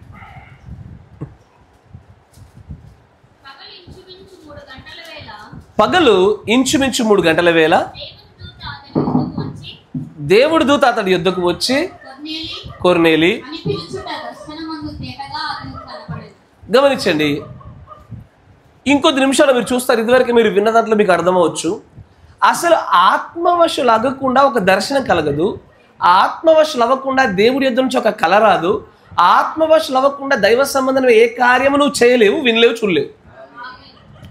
కానీ ఇక్కడ కొర్నేలి బాప్తిస్మమును పొందుకోవడానికంటే మునిపే దర్శనాలు చూస్తున్నాడు. ఆయన ఇసాను దేవదూత యొక్క దర్శనం చూస్తున్నాడు ఆయన. అంటే దాని అర్థం ఏంటంటే, రక్షణకు మునిపే ఈయన ఆత్మవశుడు అవ్వడం నేర్చుకున్నాడు. దేనికో తెలుసా? ఆయన యొక్క దాన ధర్మములు చేసే తన భక్తిపరమైన జీవితం వల్ల. తర్వాత అదే అధ్యాయంలో ఇంకొచ్చి ముందుకు రండి, అక్కడ 44వ వచనం చూడండి. 44. పేతురు ఈ మాటలు ఇంకా చెప్పుచుండగా అతని బోధ విన్న వారందరి మీదికి. గమనించాడు, ఇంకా రక్షణ పొందారు? అప్పటికి పొందలేదు. ఈ బోధ విన్న తర్వాతే కొర్నేలి కుటుంబం రక్షించబడ్డారు. కానీ రక్షణ పొందడానికంటే మునుపే వారు ఆత్మవశులయ్యారు. 2 విధాలుగా అయ్యారు. ఒకటి, ఆయన ప్రార్థన చేస్తూ తన నిత్య జీవితంలో ఉంటూ ముందుకు సాగుతూ ఉండగా దర్శన రీతిలోకి వెళ్ళిపోయినాడు ఒక చోట. మరొక చోట పేతురు చేసే బోధ వింటూ ఉండగా ఆత్మవశుడు అయ్యాడు ఆయన. నా మాట వింటున్నారుగా? ఒకటి, ప్రార్థనా జీవితంలో ఉండగా ఆత్మవశుడు అయ్యాడు. రెండవది, బోధ వింటూ ఆత్మవశుడు అయ్యాడు. కూర్చో. అంటే రక్షణకి మునుపు ఆత్మవశులు ఒకటి ఉంటుంది, రక్షణ తర్వాత ఆత్మవశులు కూడా కార్యం ఉంటుంది. కరెక్టేనా? ఎందుకు ఈ మాట చెప్పినా, ఇది చాలా కాలం కింద బాప్తిసం తీసుకున్న వాళ్ళకి నేను చెప్పే మాట బాగా అర్థమవుతుంది. ఆ రోజున భక్తి, ఆ రోజున ప్రార్థన చేసుకున్న ఆసక్తి ఈ రోజు లేకపోవడం గల కారణం ఏంటంటే, ఇప్పుడు ఆత్మవశులు కూడా లేకపోవడమే. ఎంతగా ఆత్మ ఆధీనంలో నుంచి దూరంగా వెళ్ళిపోతూ ఉంటారో, ప్రారంభ దినాలలో ఉన్నటువంటి పటిష్టమైన భక్తి ఈ రోజున లేకపోవడానికి అదే కారణం. ఆ రోజున దేవుడి కోసం దేన్నైనా త్యాగం చేయడానికి సిద్ధపడిన మన హృదయాలు ఈ రోజున చేయకపోవడానికి ఇదే కారణం, ఆత్మవశులు అవ్వకపోవడమే. అందుకే ఆయన అంటాడు, అసలు దేవుణ్ణి ఇంతకంటే ముందు జరిగినటువంటి కొటేషన్ అని అంటాడు, దేనిని గురించైనా సరే మొట్టమొదటి ఆత్మవశులు అవ్వకుండా దాన్ని నమ్మకుండా మీరు ఈ కార్యాన్ని చూడలేరు, చేయలేరు అంటున్నాడు ఆయన. మీరు బాప్తిజం పొందిన తర్వాత ఆత్మవశులు అవుతారు. Then you will get into the spirit కదా. తర్వాత కంటిన్యూ చదవండి. కాదమ్మా, కొటేషన్.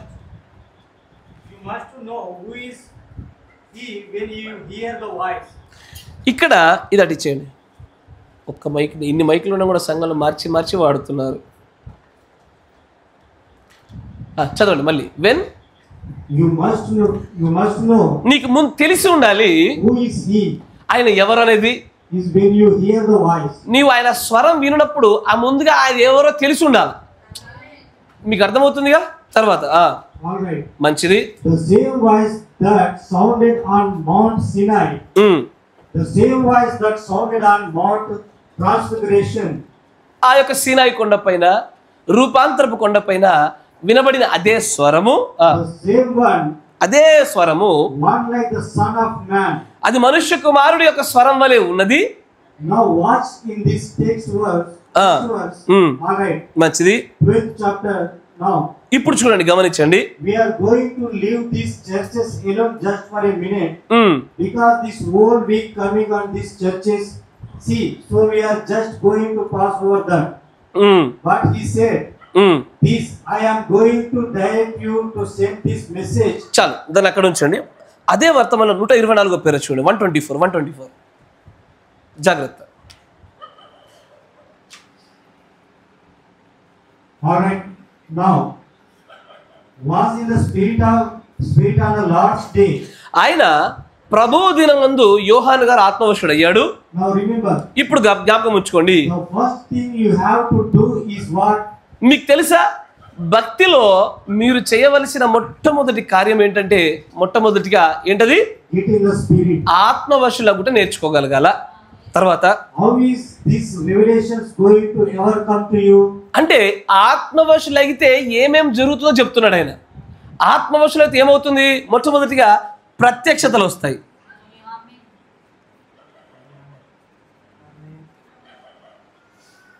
ఒక అంశాన్ని గురించి మాట్లాడినప్పుడు సంఘంలో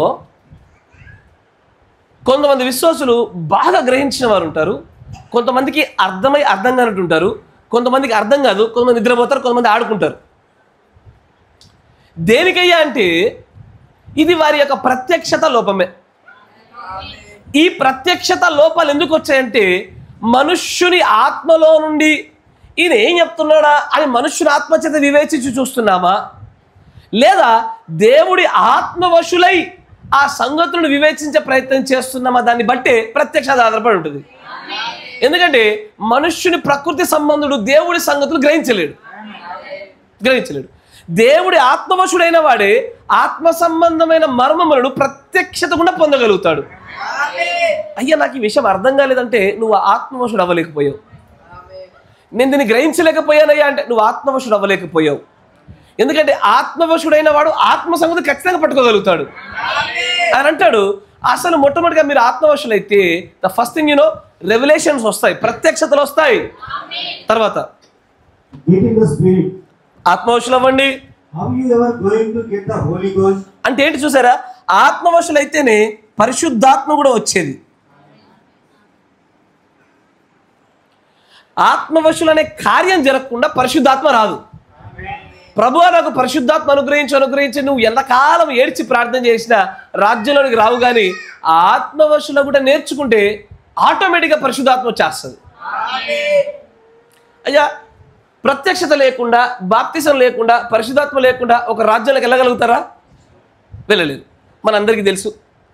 ఈ మూడు ఆత్మవశులు అవ్వకుండా ఇవి వస్తాయా? ఆత్మవశులు కూడా అంత గొప్ప కార్యం, అంత ప్రాధాన్యం. అంటే అది క్రైస్తవుడు శ్వాసను పీల్చుకోవడం ఎలాగో బ్రతకడానికి భౌతికంగా ఆత్మవశులగుట అనే కార్యం అంత ప్రాముఖ్యమైనది. అది లేకపోతే ప్రత్యక్షత రాదు, నీకు రక్షణ జరగదు, రక్షణ కొనసాగించను లేవు. అంతేకాకుండా పరిశుద్ధాత్మ కూడా రాదు. ఇప్పుడు కొర్నేలి పరిశుద్ధాత్మను పొందుకున్నాడు, దానికంటే ముందే దర్శనాన్ని పొందుకుంటాడు. కానీ దానికంటే ముందే ఇవి రెండు పొందుకోవడానికి సరిపడే ఆత్మవశుడు అవ్వడానికి కారణమయ్యే గొప్ప ప్రార్థన జీవితం ఉంది ఆయన దగ్గర. అది దానికి కారణమైంది. తర్వాత చూడండి, ఆత్మవశులవ్వండి, get in the spirit. ఆత్మవశులవ్వండి.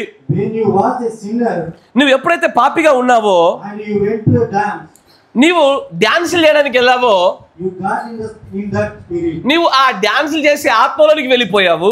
Oh my! ఓ మాయ్, You started clapping your hands. మెల్లగా నువ్వు ఎట్లా స్టార్ట్ చేస్తావు? అంతేగా, డాన్సులోకి వెళ్ళినప్పుడు ఫస్ట్ పొడుగున దుంకవు, నువ్వు కాసేపు తల ఉప్పో, కాళ్ళు ఉప్పో, చేతులు కొట్టో, చప్పట్లు కొట్టో మెల్లగా దిగుతావు అంటున్నాడు ఆయన. And patting your feet. మెల్లగా నీ కాళ్ళను టక్ టక్ అని కింద కొడుతూ, And sitting and throwing your hat on the floor. మెల్లగా అటు ఇటు ఊగుతూ ఊగుతూ క్యాప్ విసిరేస్తూ మెల్లగా డాన్స్ అని ఆత్మలోకి వెళ్ళిపోతావు. And going around acting silly. అక్కడికి వెళ్ళి ఎలా ప్రవర్తిస్తావు నువ్వు? ఆ డాన్సులోకి వెళ్ళక ఎలా ప్రవర్తిస్తావు? సిల్లి. సిల్లి అంటే ఏందయ్యా? నామోషిగా, అవమానకరంగా, చిన్నపిల్లవాడిగా, ఆత్మ పిల్లలు చేయని కార్యాలు చేస్తాం అక్కడ.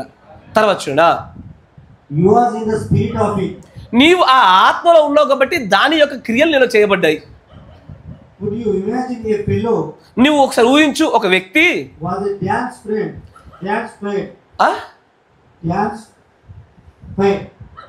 Spelling fear. ఒక వ్యక్తి డాన్సులు చేసేవాడు, Going to dance. డాన్స్ చేయడానికి వెళ్తున్నాడు. Say, అతను అంటాడు, well, and you having pretty good time. నీవు మంచి సమయాన్ని కలిగి ఉన్నావు. I suppose. Oh, they would say, వారు అంటారు అప్పుడు, you wallflower, get out of here. ఏంటండి? You wallflower, you wall flower, get out of here. Get out of here. See, చూడండి, go at the ball game. గమనించండి. ఎందుకు అది చెప్తున్నాడంటే, ఒక డాన్స్ చేసేవాడి దగ్గరికి వెళ్ళి, ఇంకేంది డాన్స్ చేసి బాగా ఎంజాయ్ చేస్తున్నావు కదా నువ్వు అన్నావు అనుకో, ఒరే మొద్దు అంటే మన ప్రాంతీయ భాషలో కదలకుండా ఎట్టగా మొద్దు నిలబడి ఉంటుంది డాన్స్ చేయకుండా, ఒరే మొద్దు. ఆయన ఏమన్నా వాల్ ఫ్లవర్ అంటే గోడకు పెట్టిన పువ్వా, చల్ మా దగ్గరికి వెళ్ళిపో అని వాడు గెంటేస్తాడు. అలాగే ఒక బాల్ గేమ్ గురించి మాట్లాడుతున్నాడు. బాల్ గేమ్ అంటే తెలుసా? ఏందా బాల్ గేము? సాకర్ కావచ్చు, ఫుట్బాల్ కావచ్చు, క్రికెట్ కావచ్చు, ఏదైనా కావచ్చు. తర్వాత Somebody knock a home run. ఒకడు గట్టిగా బాల్ని 6 కొట్టాడు, or something another. ఏదో ఒకటి అలాగే జరిగింది. Sit and look and say, ఆయన అంటాడు, well, మంచిది, yes, that's pretty good. మస్తు కొట్టే 6 నేను అంటాడు వాడు. You would not be a baseball fan. You would not be in the spirit of baseball. అసలు ఆ బేస్బాల్, ఆ బాల్ గేమ్ యొక్క ఆత్మ నీలో లేకపోతే ఆ బాల్ గేమ్ అని అసలు ఆడలేవు నువ్వు. నీ పిల్లోడు కనుక ఆటోలో ఎక్కువ మునిగిపోయినాడా, ఫోన్లో ఎక్కువ మునిగిపోయినాడా, ఆటోలో ఎక్కువ మునిగిపోతున్నాడా, వాడు దాన్ని దాటుకొని వెళ్ళలేకపోతుండా, దాని అర్థము ఆ ఆత్మని పూర్తిగా ఆధీనంలో చేసుకుని వశం చేసుకుంది అది. అందుకే వాడు దాన్ని దాటి వెళ్ళలేకపోతున్నాడు. అంతేనా కదా? Yes or no? ఆయన అదే అంటున్నాడు అక్కడ. ఇక్కడ దేవుడి యొక్క ఆత్మవశులైతేనే బాప్తిస్మము, బాప్తిస్మం కొనసాగింపు, ప్రత్యక్షత మరియు పరిశుద్ధాత్మ వచ్చేది. కరెక్టేనా? తర్వాత అదే వర్తమానంలో 84వ పేర చూడండి. 84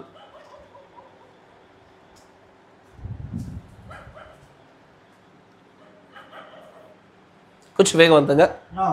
ఇప్పుడు 10వ వచనాన్ని చూస్తే,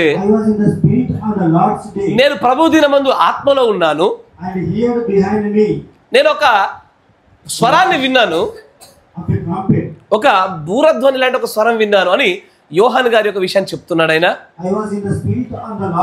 నేను ప్రభు దినమందు ఆత్మవశుడయ్యాను. ఇప్పుడు నీవు ఏ మంచి చేయలేవు మొదటగా దేవుడు ఆత్మవశులు అవ్వకపోతే. అయ్యా మంచి గమనించండి, ఆత్మవశులు అవ్వట ఏం చేస్తుందంటే మంచిని ఉత్పత్తి చేస్తుంది.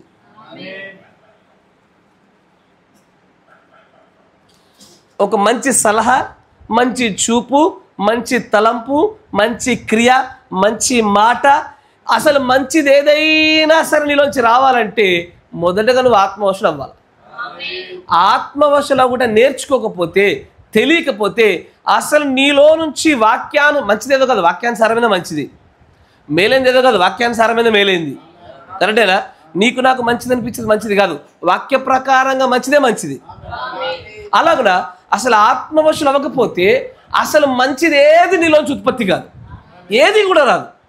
తర్వాత చదవండి. God can't use you. మరియు దేవుడు నిన్ను వాడుకోలేడు.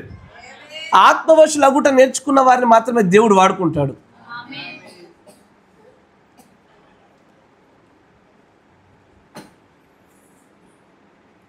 తర్వాత All your efforts are in vain.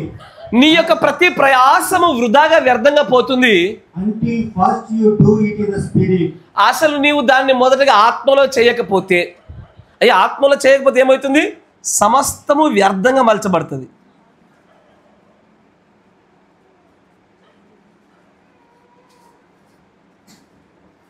మీకు దీని ప్రాముఖ్యత తెలియాలని నేను కొన్ని పాత విషయాలను పునరావృతం చేయాల్సి వస్తుంది, ఎందుకంటే ఇది టీచింగ్లోనే ముందుకెళ్దాం.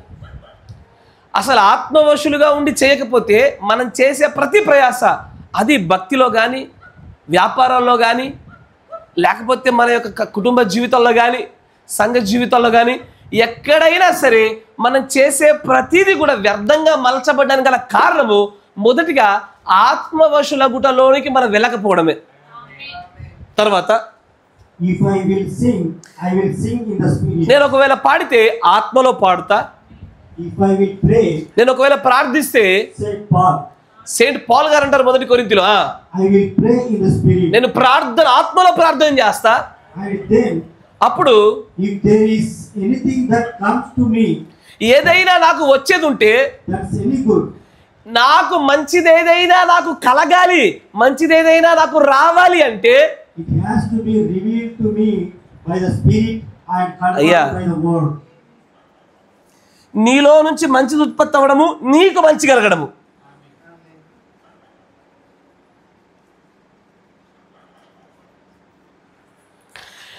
ఏమో బ్రదర్, చాలా సంవత్సరాలు చేసిన క్రైస్తవ జీవితాన్ని, మా జీవితాలు ఏం మార్పు లేదు, మాకు ఏ మంచి కలుగుతలేదు. మేము ఎప్పటి నుంచో భక్తి చేస్తాం, మా జీవితాలు ఏం మారలేదు, మా వ్యాపారాలు మారలేదు, మా ఆరోగ్యాలు మారలేదు, మా కుటుంబాలు మారలేదు. ఎందుకయ్యా అంటే నీలో నుంచి మంచిది ఏదైనా ఉత్పత్తి అవ్వాలన్నా, మంచిది ఏదైనా నీకు జరగాలన్నా ముందు ఆత్మవశులు కూడా జరగాల. ఈ ఒక్క కార్యము జరిగితే చాలు, జీవితం మొత్తం మార్చబడుతుంది. ఆత్మవశులు కూడా నేర్చుకున్నారనుకోండి, రక్షణ వస్తుంది. రక్షించబడ్డవారు రక్షణలో కొనసాగుతూ ఉంటారు. ప్రత్యక్షత వస్తుంది, పరిశుద్ధాత్మ వస్తుంది, మంచిది ఉత్పత్తి అవుతుంది, మీకు మంచి జరుగుతుంది. అంతేనా? అంటే అర్థం చెప్పండి, అసలు క్రైస్తవ జీవితానికి ఇది లేకపోతే వేరే పని లేదు. అంతేగా? తర్వాత చదవనా? మరొక మాటలో చెప్పాలంటే, Jesus Christ promised in his word that if I would repent. చాలు. తర్వాత మరొక వచనం చూద్దాం, 54-0512. 54-0512.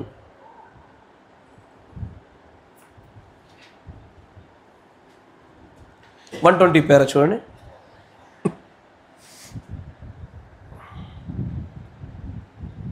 కొంచెం వేగవంతంగా రండి. నేను ఇంకా కొత్త నూతనమైన విషయాల్లో కూడా వెళ్ళలేదు. ఇంకా నేను పునరావృతమే మీకు అర్థమయ్యే భాషలో వివరిస్తూ చేస్తూ ఉన్నాను.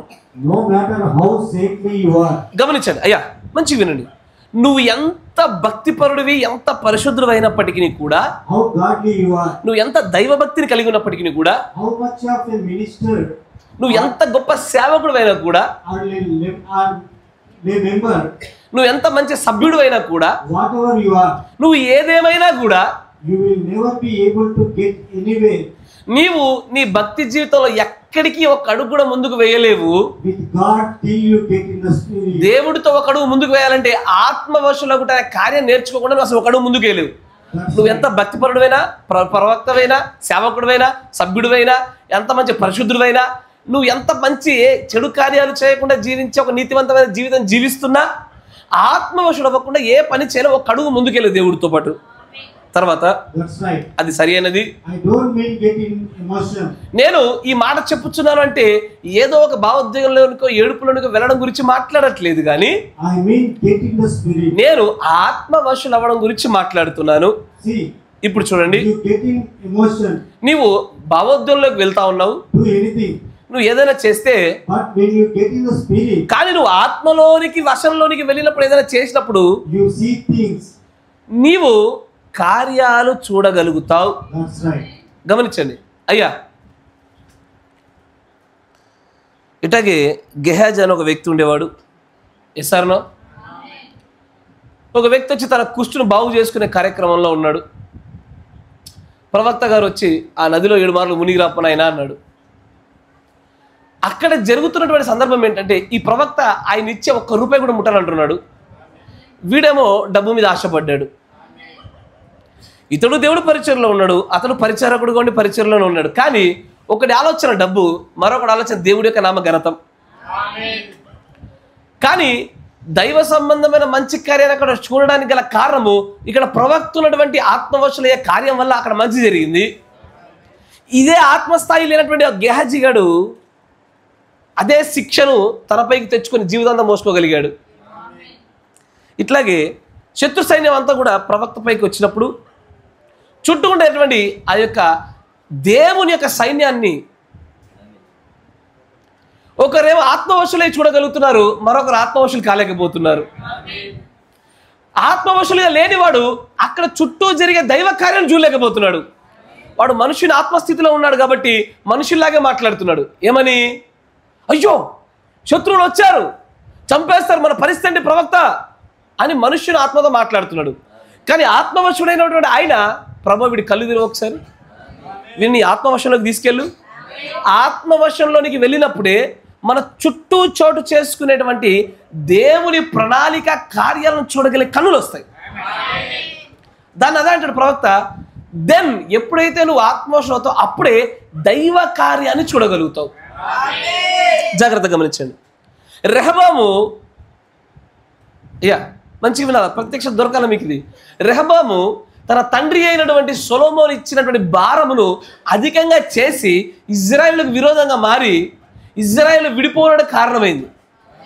కానీ దేవుడు ఏమన్నాడు తెలుసా? ఇది నా వల్ల జరిగిన కార్యం అన్నాడు. ఇస్తారనో 10 గోత్రాలు ఒకవైపు 2 గోత్రాలు ఒకవైపు విడిపోవడం అనేది దేవుడి కార్యం. అది అబ్రహాము లోతు ఇరువురు విడిపోవడము దేవుడి కార్యం. అది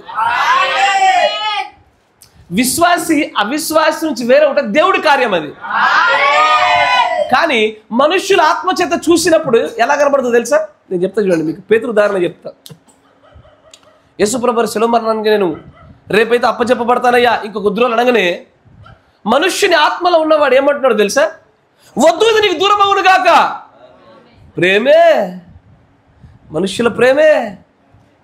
కానీ ఆత్మవశుడైన వాడు ఏమంటాడు తెలుసా? లోక పాపములు మోసుకుపోనే బలి అయ్యబోయే గొర్రె పిల్ల అన్నాడు ఆయన. బాప్తిజం ఇచ్చే యోహానుకు మాత్రమే మొట్టమొదటి ఈ ప్రత్యక్షత ఏంటో తెలుసా? వచ్చిన వాడు గొర్రె పిల్లలాగా బలై వెళ్ళిపోవలసిన వాడే. వచ్చినటువంటి ఆయన శాశ్వత కాలం ఉంటాడని శిష్యులు భావించారు.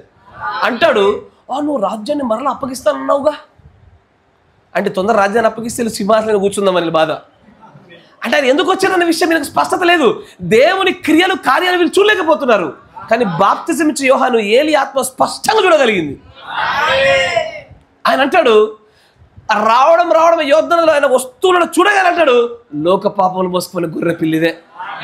అంటే ఆయనకి ఏం తెలుసు? వచ్చేవాడు పరిశుద్ధుడు, లోకనాథుడు, ఈయన గొర్రెపిల్ల, బలవబోతున్నాడు, మరణం కూడా కాబోతున్నాడు మనం బతకడం కోసం అని తెలుసు. ఒక మాట పలకకుండా ఆయన క్రీస్తు చేత అంతకుముందు ఒక సంభాషణ కూడా జరగకుండా నేరుగా ఆత్మవశుడిగా ఉన్నాడు కాబట్టి దైవ కార్యం చూడగలిగాడు. కరెక్టేనా? పౌలు గారు ఒక ఆయన పాదాల దగ్గర బాగా నేర్చుకున్నాడు. ఎవరైనా గమానియేలు ఈ పౌలు గారిని వీళ్ళందరి శిష్యులందరినీ పట్టుకొని దొరకబెట్టినప్పుడు, స్టెఫెన్ వీళ్ళందరూ దొరకబెట్టినప్పుడు చుట్టూ ఉన్న ప్రజలు వీళ్ళని చంపేయాలి అన్నాడు. కానీ ఆయన అంటాడు, ఇది దేవుడి వల్ల జరిగింది అయితే ఇది నిలిచిపోద్ది, దేవుడి వల్ల జరగకపోతే ఇది కూలిపోద్ది. ఇదే అన్నాడా? ఇది దేవుడి వల్ల జరిగిందైతే నిలుచుద్ది, దేవుడి వల్ల కాకపోతే కూలిపోద్ది అన్నాడు. అతను ఏం చేస్తున్నాడంటే ఆత్మవశుడై ఇది దైవుని కార్యమా కాదా అని వివేచించే ప్రయత్నం చేస్తున్నాడు. అక్కడ ఆయన అన్నమాట అదే. బ్రహ్నం గారు అంటారు, నువ్వు ఆత్మవశుడగుట నీకు తెలియనంత వరకు కూడా నీవు దేవుని క్రియల్ని దేవుని కార్యాన్ని ఎన్నటికీ చూడలేవు. ఆ విషయాలకు మనం గుడ్డివారం అవుతాం. అందుకే అంటాడు, ఆత్మవశుడు అవ్వడం వల్ల దేవుని క్రియలను చూడగలుగుతాం.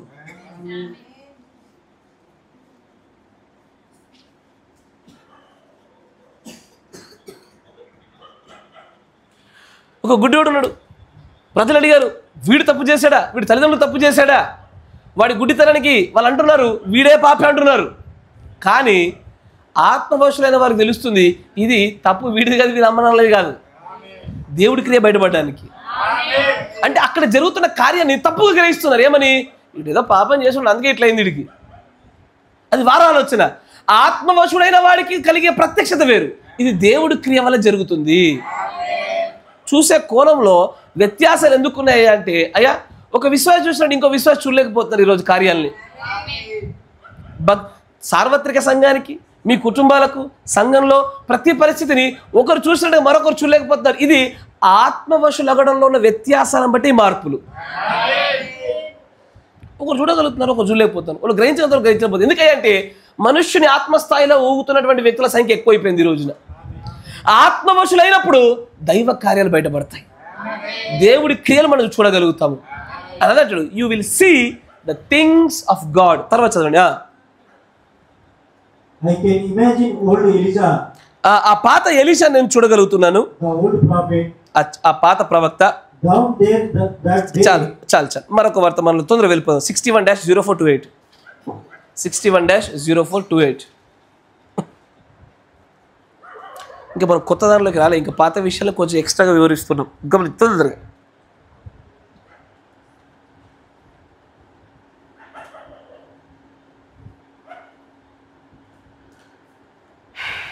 61-0428.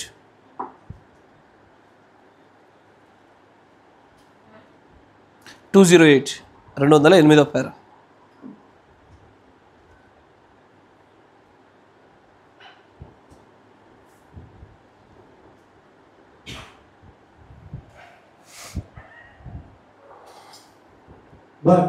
కానీ నీవు ఎంతవరకైతే ఇలాగ చెప్తావో మంచిది, దేవుడు దీవించబడును గాక. నేను మెథడిస్ట్ని, నేను అలాంటి వాటిని పెట్టుకోవాల్సిన అవసరం లేదు నాకు. నేను బాప్టిస్ట్ని, నేను పలానా సంస్థకు సంబంధించిన వాడును, నేను ఏదో ఏకత్వానికి సంబంధించిన వాడును. మంచిది. నువ్వు ఎప్పుడు కూడా ఒక దర్శనాన్ని చూడలేవు.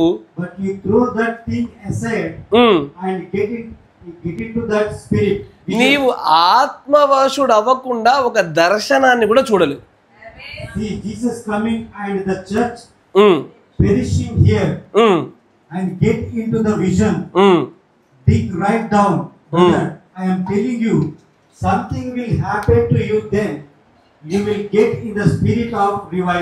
నీవు ఏమవుతావు తెలుసా, దేవుని యొక్క ఆత్మవశుడైనప్పుడు దర్శనాన్ని చూస్తావు.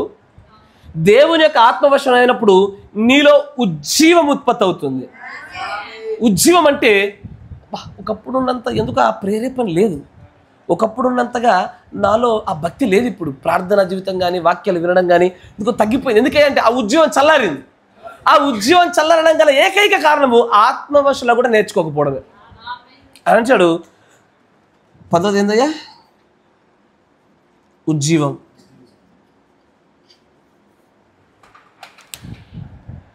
అయ్యా తర్వాత చూడండి. తర్వాత నేను ఇంకా ఇంకొంచెం వేగవంతం ముందుకెళ్తాను. 11 ఏంటంటే 11 పైన రాస్తున్నాను. అపోస్తుల కార్యములు జరగాలన్నా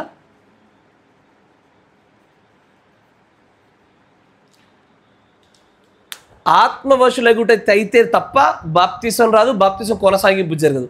ఆత్మవశులైతే తప్ప ప్రత్యక్షత రాదు, పరిశుద్ధాత్మ మంచి ఉత్పత్తి అవ్వడము, దేవుడి చేత వాడబడము, సమస్తము వ్యర్థంగా కాకుండా ఉండడము, మంచి మనకు మంచి జరగడము, దేవుడి క్రియలు చూడగలగడము, దర్శనము, కళలు, ఉజ్జీవము, అపోస్తుల కార్యాలు ఇవన్నీ మనలో జరగాలి అంటే ఏకైక కార్యము the first step get into the spirit. దేవుడు ఆత్మవశులు అవ్వాలి. ఈ ఆత్మవశులు అవ్వకుండా ఇది జరగదు.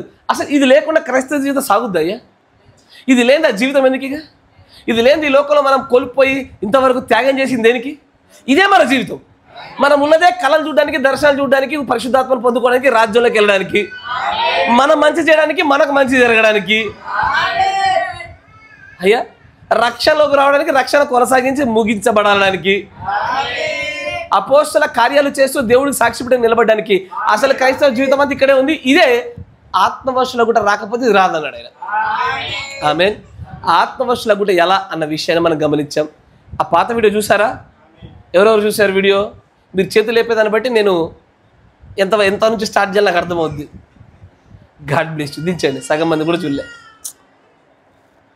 అయ్యా, హైదరాబాద్లో చెప్పిన వర్తమానం నేను ఈరోజు కొత్తగా చెప్దాం ముందుకోమనుకున్నా. మీరు చూడకపోతే ఎలా? ఇదంతా ప్రాముఖ్యమైన విషయం తెలుసా? ఈ గడియ వర్తమానంలో దేవుడి యొక్క ప్రవక్త అంటాడు, అసలు ఇది ఒక్క కార్యం మీరు నేర్చుకోకపోతే ఈ కార్యం మళ్ళీ ఒక్కొక్కరికి ఒక్కొక్క లాంటిది, అందరికి ఒకేలాగా పనిచేయదు. ఇది రాకపోతే అసలు ఇవే కార్యం మీకు జరగదు అంటున్నాడు కదా. లేదా నాకు జరుగుతుందంటే నువ్వు అబద్ధికుడు, లేదు బ్రహ్మం గారు ఎవరో ఒకరు అబద్ధికులు అవ్వాలి మీ ఇద్దరిలో. నాకు తెలిసి నా ప్రవక్త అబద్ధికుడు కాదు. ఇది జరగాల కదా. తర్వాత చూడండి, అక్కడ ఎలా ఆత్మవశులు కూడా అనే కార్యంలో మొట్టమొదటిగా చూపిస్తాడు. ఇదివరకు పాత విషయాలే, మీరు కావాలంటే మళ్ళీ వీడియో చూడండి. మొట్టమొదటిది మ్యూజిక్, సంగీతం. తెలుగు రాస్తా. సంగీతం లేదా పాట కరెక్టేనా? 2 రాజుల గ్రంథం 3వ అధ్యాయం 15 వచ్చు. కొంచెం వేగవంతంగా చూడండి, ఫాస్ట్గా. నేను దీన్ని ఎక్కువసేపు మాట్లాడిన దీని గురించి, తొందరగా కొత్త విషయాల్లో అడుగులు వేస్తాను. 2 రాజుల గ్రంథం 3వ అధ్యాయం 15 వచ్చు.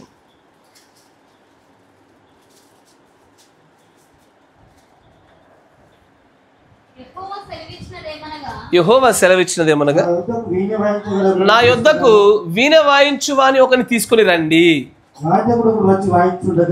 ఇక్కడ ప్రవక్తకు ఎలీషా దగ్గరికి ఒక విచారణ కోసం వచ్చారు.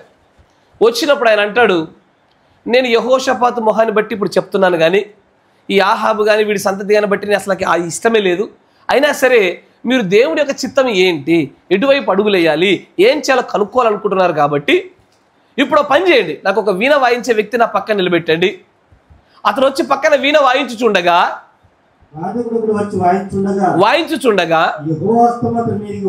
యెహోవా హస్తం అతని పైకి వచ్చింది.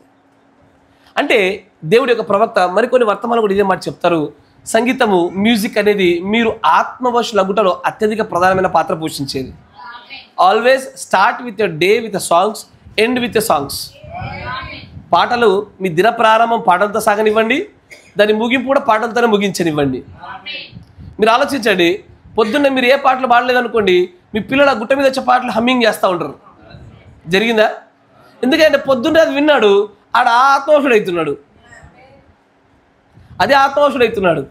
దానికన్నా తెచ్చిన స్పీకర్ కొనుక్కొని పొద్దున్న లేవగానే అయ్యా ఆత్మ సంబంధమైన మంచి కీర్తనలు విని ఆ కీర్తనల వల్ల ఆత్మవశులు అయ్యారనుకోండి, ఇవి కార్యాలన్నీ జరిగే అవకాశాలు మీకుంటాయి. ఆ రోజున మీరు మంచిని చూస్తారు, మంచిని ఉత్పత్తి చేస్తారు.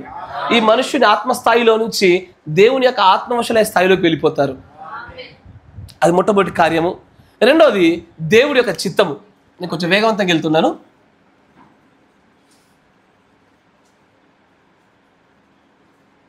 దేవుని యొక్క చిత్తము అంటే ఇక్కడ వ్యక్తి యొక్క అర్హతలను బట్టి కానీ, వ్యక్తి యొక్క మంచిని బట్టి కానీ ఏది జరగకుండా కేవలం దేవుడికి ఉన్నటువంటి ఒక ప్రణాళిక నెరవేర్పు కోసమే ఆయన ఆత్మవశులుగా చేసి తన ఆత్మను ఆ వ్యక్తులపైకి, ఆ సమూహంపైకి బలీయంగా తీసుకొస్తారు ఆయన. ఆమేన్. మీకు ఉదాహరణ చూపిస్తాను చూడండి. న్యాయాధిపతులు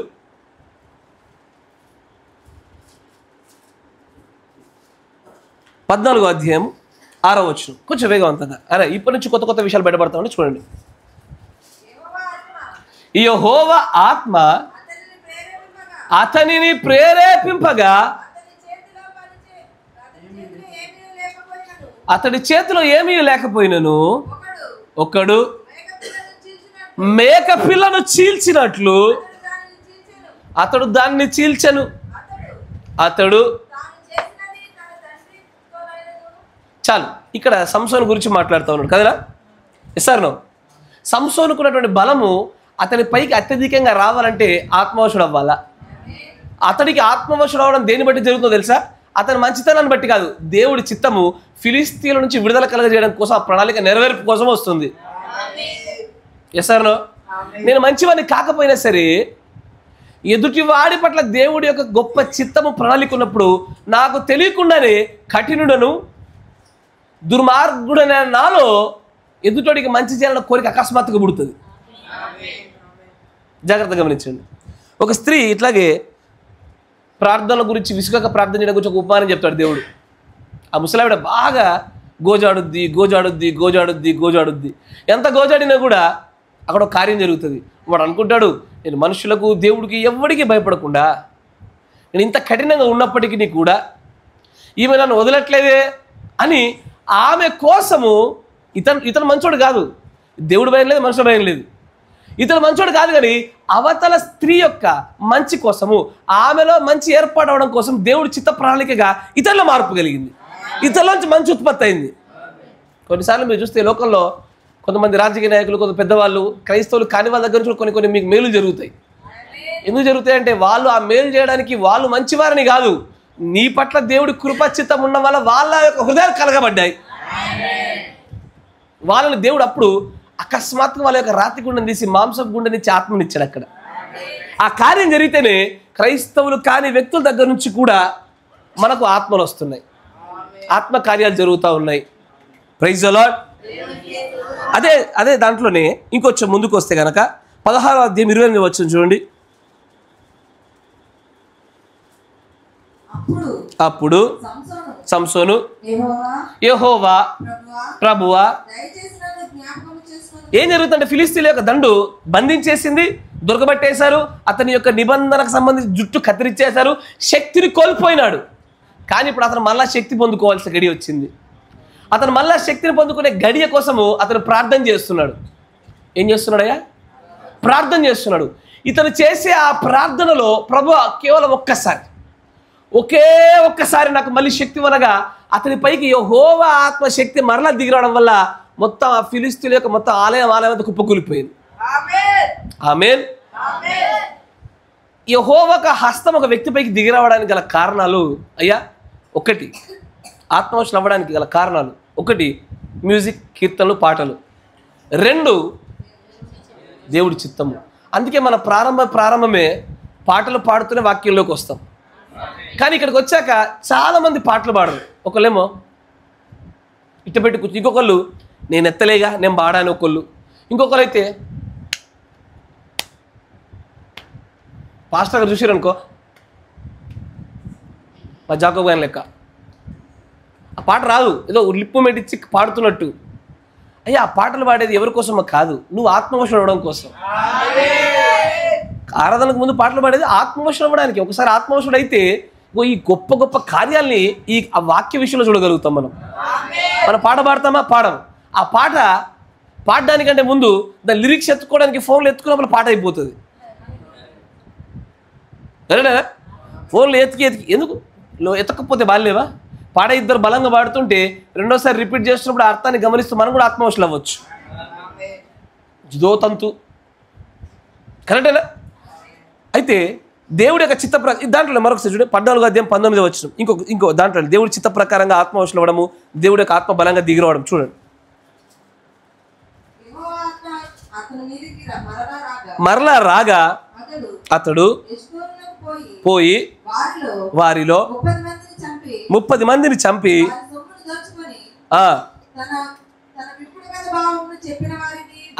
అతడు వేసినటువంటి పొడుపు కథలో ఓడిపోయినాడు కాబట్టి అతను ఎష్కోలుకి పోయి దేవుని ఆత్మ బలంగా రావడం వల్ల 30 మంది చంపేసిండు ఆయన. అక్కడ చంపితే కూడా శత్రు సైన్యాన్ని. దేవుడి ప్రణాళికలో ఫిలిస్తీన్లు ఇతను ఓడగొట్టాలా. ఇతను ఎప్పుడెప్పుడైతే శత్రు సైన్యం పైన విజృంభించి అందరినీ చంపవలసిన గడియ వస్తుందో ఆ సమయంలో సంసోను పైకి దేవుని యొక్క బలీయమైన ఆత్మ వస్తూ ఉంది, బలమైన శక్తి దిగి వస్తూ ఉంది. ఈ కార్యం జరగడానికి గల ఏకైక కారణము సంసోనులో ఉన్న మంచితనం కాదు, దేవుడి చిత్తము ప్రణాళిక నెరవేర్పు. అయ్యా మీలో ఆత్మవశులు అవుతున్నారంటే దేవుడు మీ పట్ల కలిగిన చిత్త నెరవేర్పు కోసం ఆత్మవశులు అయితే మీరు పరలోక రాజ్యానికి రారు. ఇది కేవలం తన ప్రణాళిక నెరవేర్పు జరిగించడం కోసం మనం వాడబడుతున్న పాత్రలమే. రాజ్యంలోనికి రావడానికి అర్హులుగా ఉండాలంటే వేరే విధంగా పొందుకోవాలి. ఆమేన్. 3వది ప్రార్థన. వేగంగా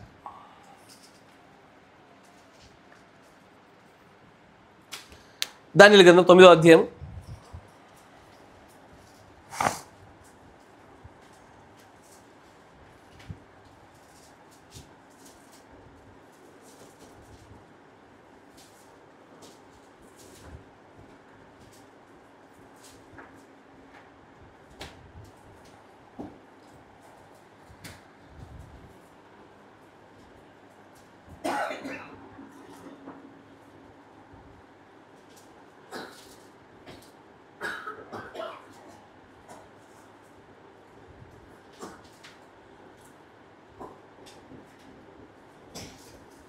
దానియేలు గ్రంథం 9వ అధ్యాయము 21వ వచనం. నేను అలాగూ మాట్లాడుచు ప్రార్థన చేయుచుండగా నేను మొదట దర్శనం ముందు చూచిన అతి ప్రకాశమానుడైన గాబ్రియేలు ఆ మనుషుడు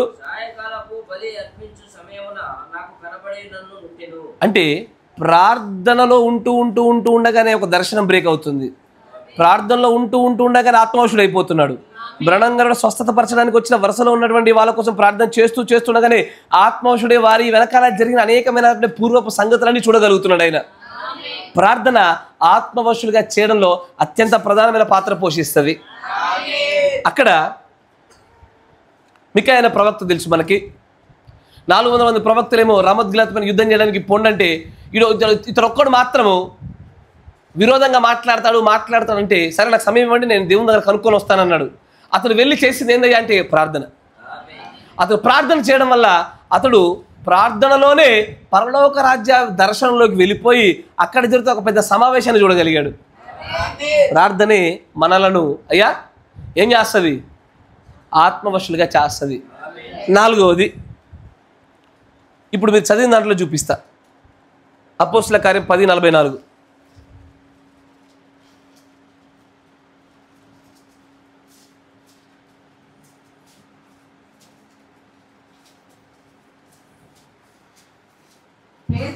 పేతురు ఈ మాటలు ఇంకా చెప్పుచుండగా బోధ విన్నవారందరి మీదికి అయ్యా యోబు గ్రంథంలో కూడా బ్రహ్మం గారు చెప్తారు, నేను దాన్ని చదివించాను, ఇదివరకు వీడియో చెప్పాను, మళ్ళీ చూడండి. అని అంటాడు బోధ వర్తమానము వినడమే మనము దేవుని ఆత్మవశులు అవ్వడానికి కారణమవుతుంది. ఏ కాలానికి ఇవ్వబడిన వర్తమానము, ఏ వ్యక్తికి ఇవ్వబడిన ప్రత్యేక నిర్ణయించిన ఆ వర్తమానము, ఆ సమాచారం విన్నప్పుడు ఆ వ్యక్తి ఖచ్చితంగా ఆత్మవశులు అవుతారు. అతనిపైకి ఆత్మ బలీయంగా దిగి వస్తుంది. మీకు మరొక చోట చూపిస్తాను చూడండి.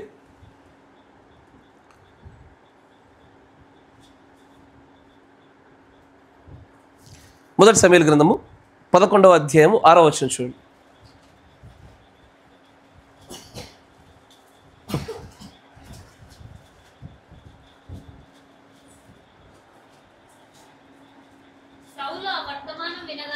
సౌలు ఆ వర్తమానం వినగానే దేవుని ఆత్మ అతని మీదికి బలంగా దిగొచ్చాను. అయ్యా ఒక్క రాజు, ఒక్క మనుషుడు లోక సంబంధమైన ఒక్క సమాచారం, ఒక వర్తమానం వింటేనే అతడి పైకి అలాంటి ఒక బలీయమైన గొప్ప దేవుడు ఆత్మ హస్తంలాగా దిగొస్తుంటే, ఈ గడియ వర్తమానంలో పక్షిరాజు ఆత్మగా ఈ చివరి దినాల్లో దేవుడు నియమించిన ఈ గొప్ప వర్తమానం వింటుంటే ఏ ఆత్మ రావాలి? ఎంతగా అతడు ఆత్మవశులు అవ్వాలి? ఒక సంఘశాఖ వర్తమానం వింటే ఈనాడు ఆత్మవశులు కాలేదు, కానీ ఈ గడియ వర్తమానం వింటే ఆత్మవశులు అయ్యాం. మనం కొన్ని వందల వేల మార్లు అయ్యామయ్యా. దేనికి అయ్యామో తెలుసా? దానికి గల కారణము మెసేజ్, వర్తమానము, బోధ. ఏ బోధ పడితే ఆ బోధ వింటే రాదు. అది కరెక్టేనా? చాలా మంది బోధకులు ఉంటారు, చాలా మంది బోధ చేస్తారు. కాదు, హిత బోధ అంటే వాక్యానుసారమైన బోధలోనే ఆత్మవశులు అయిపోతారు. ఆ బోధ వింటుంటే ఎప్పుడు విన్నదే వింటున్నాం అన్న భావన కలగదు. అక్కడ తెలియకుండా ఆత్మ ఉద్యమంలోకి వెళ్ళిపోతుంది. మన ఆత్మలో ఒక నూతనమైన కార్యం జరుగుతుంది, చోటు చేసుకుంటూ ఉంటుంది.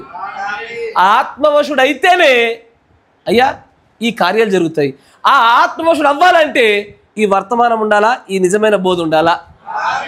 ఎలాగైతే పేతురు బోధిస్తుంటే కొర్నేలు కుటుంబం అంతా కూడా ఆత్మవశులు అయ్యారో, సౌలుకో వర్తమాన అతని ఎట్లా ఆత్మవశుడు దేవుని యొక్క ఆత్మ హస్తం బలంగా దిగొచ్చిందో, ఈ రోజున వర్తమాన పుస్తకాలు చదివితే మీ పైకి ఆత్మలు వస్తే చదవండి, దండం పెడుతున్నా.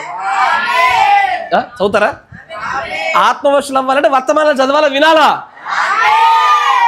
కానీ బూజు పడుతున్నాయి, తుప్పు పడుతున్నాయి ఇళ్లలో వర్తమాన పుస్తకాలు.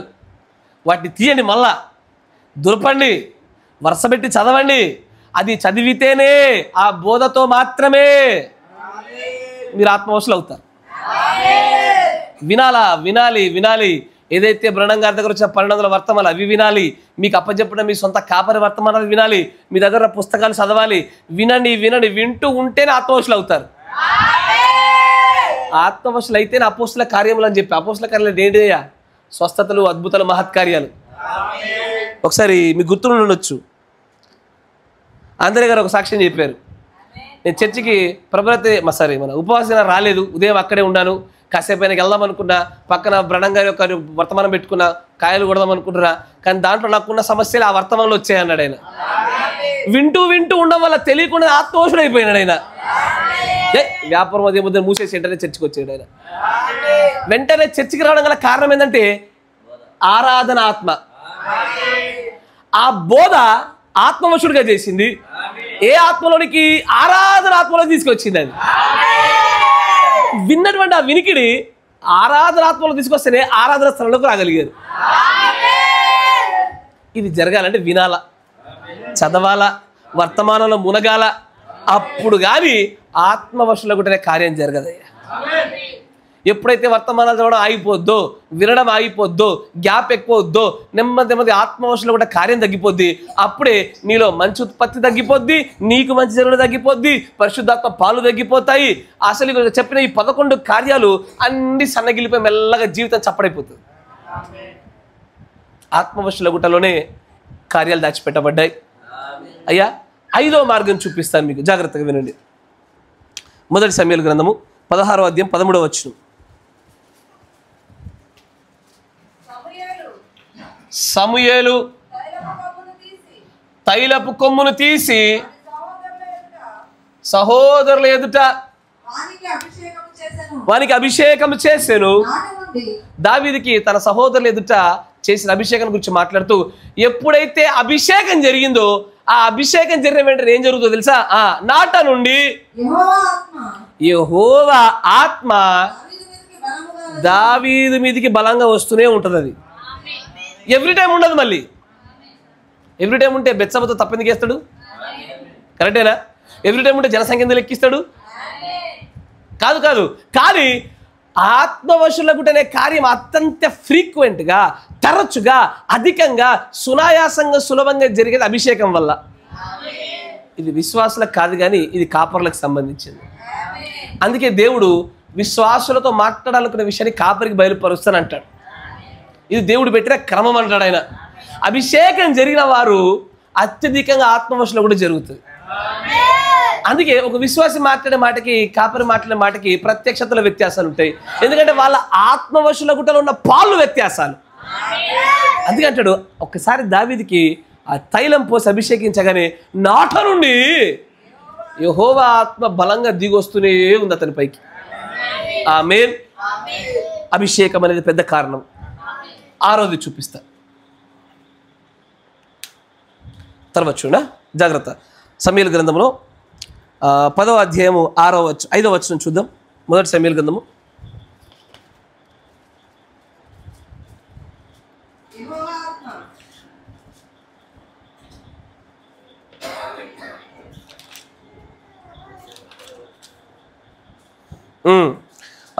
మొదటి సమూయేలు గ్రంథము 10వ అధ్యాయం 10వ వచనం నుంచి గమనించండి, జాగ్రత్త గమనించాలి. అయ్యా ఇది ఇది ఇది 10 కాదు, 1వ వచనం చూడండి, మీకు అర్థమవుద్ది, చక్కగా మీరు గ్రహించగలుగుతారు. అప్పుడు సమూయేలు అంటే దావీదు కంటే ముందు ఒక రాజు ఉన్నాడు, సౌలు. ఆ సౌలును అభిషేకించే సమయంలో ఉన్న సందర్భాల గురించి చెప్తున్నాడు. ఇప్పుడు ఆయన అంటాడు, సౌలు యొక్క తల మీద తైలము పోసి ముద్దు పెట్టుకొని అభిషేకించి. గమనించండి, నేను ఏం చెప్పాను? ఒక నిజమైన ఎన్నిక. నేను అబద్ధపు ఎన్నికల గురించి మాట్లాడతలే. నిజమైన దేవుడి ఎన్నిక, నిజమైన దైవ సేవకుడు, నిజమైన దైవ సంబంధమైనటువంటి అభిషేకం జరిగిన చోట ఆత్మ ఎల్లప్పుడూ వస్తూనే ఉంటుంది. ఇప్పుడు దావీదు పైకి అభిషేకం చేసిన అదే సమూయేలు గారు అంతకంటే ముందు సౌలు మీద కూడా చేశాడు. సమూయేలు సౌలుకు చేసింది నిజమైన అభిషేకమా కాదా? నిజమైన అభిషేకమే. దేవుడి నిర్ణయమా కాదా? మనుష్యులు కోరుకున్నదే కానీ దేవుడు ధృవీకరించిందే. ఇప్పుడు దావీదుకు జరిగినట్టుగానే సౌలు పైకి కూడా అదే అభిషేక తైలంతో అభిషేకం జరిగింది. అంటే ఇప్పుడు ఏమవ్వాలి? ఆత్మవశుడు అవ్వాలి. కరెక్టేనా? గమనించండి, ముందుకు రండి. అని చెప్పి ఇలాగు సెలవిచ్చెను, ఈ దినమున నీవు నా యొద్ద నుండి పోయిన తర్వాత బెన్యామీను సరిహద్దులో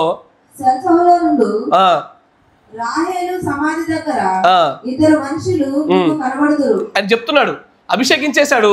సౌలుకు చెప్తున్న సమయం గారు, నువ్వు వెళ్ళు, అక్కడ ఇద్దరు కనబడతారు సమాధి దగ్గర, గుర్తుపెట్టుకో. వారు కదా ఇలా యొక్క గాడిదలకు పోయినప్పుడు వెతుక్కునే ప్రయత్నం అభిషేకం జరిగింది. నువ్వు ఏ గార్ధవాలు వెతుకుతున్నావో దాని గురించి మరి మాట్లాడతారు. ఏమని? దొరికాయి అని చెప్తారు వాళ్ళు. నీ తండ్రి చింతింపక నా కుమారుని నేనేం చేతునని వాళ్ళు అంటారు. వాళ్ళిద్దరు, తొందరగా వెళ్ళు, నీ తండ్రి నీ కోసం విచారణ పడుతున్నాడు, బాధపడుతున్నాడు, నువ్వేమో గాడిదలు వెతుక్కుంటూ ఇంత దూరం వచ్చావు, నీ తండ్రి నీ గురించి చింతపడుతున్నాడు, వెళ్ళు అని వారిద్దరు అంటారని ముందుగా చెప్తున్నాడు ఆయన. తర్వాత అక్కడి నుండి వెళ్ళి తాబోరు మైదానమునకు రాగానే బేతేలునకు దేవుని యొద్దకు పోవు, ముగ్గురు కనబడతారు నీకు. చాలు, 5వ వచనం దగ్గర రండి. ఇలాగున పోవచ్చు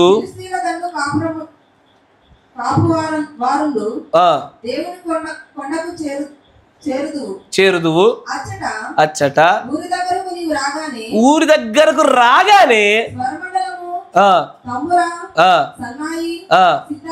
అయ్యా ఒకసారి మంచిగా వినండి, ఈ వర్తమానాన్ని సరిగ్గా గ్రహించే ప్రయత్నం చేయండి. తైలముతో అభిషేకం జరిగింది, కొన్ని ప్రవచనాలు ఉత్పత్తి అయినాయి. ఆ ప్రవచనాలు చూసుకో, సరి చేసుకో, నేను చెప్పుచున్నది అలాగూ జరుగుతుందో చూసుకో.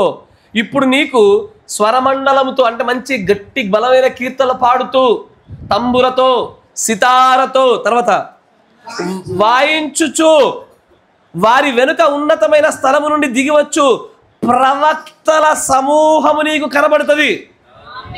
ప్రవక్తలు ఏం చేస్తున్నారట?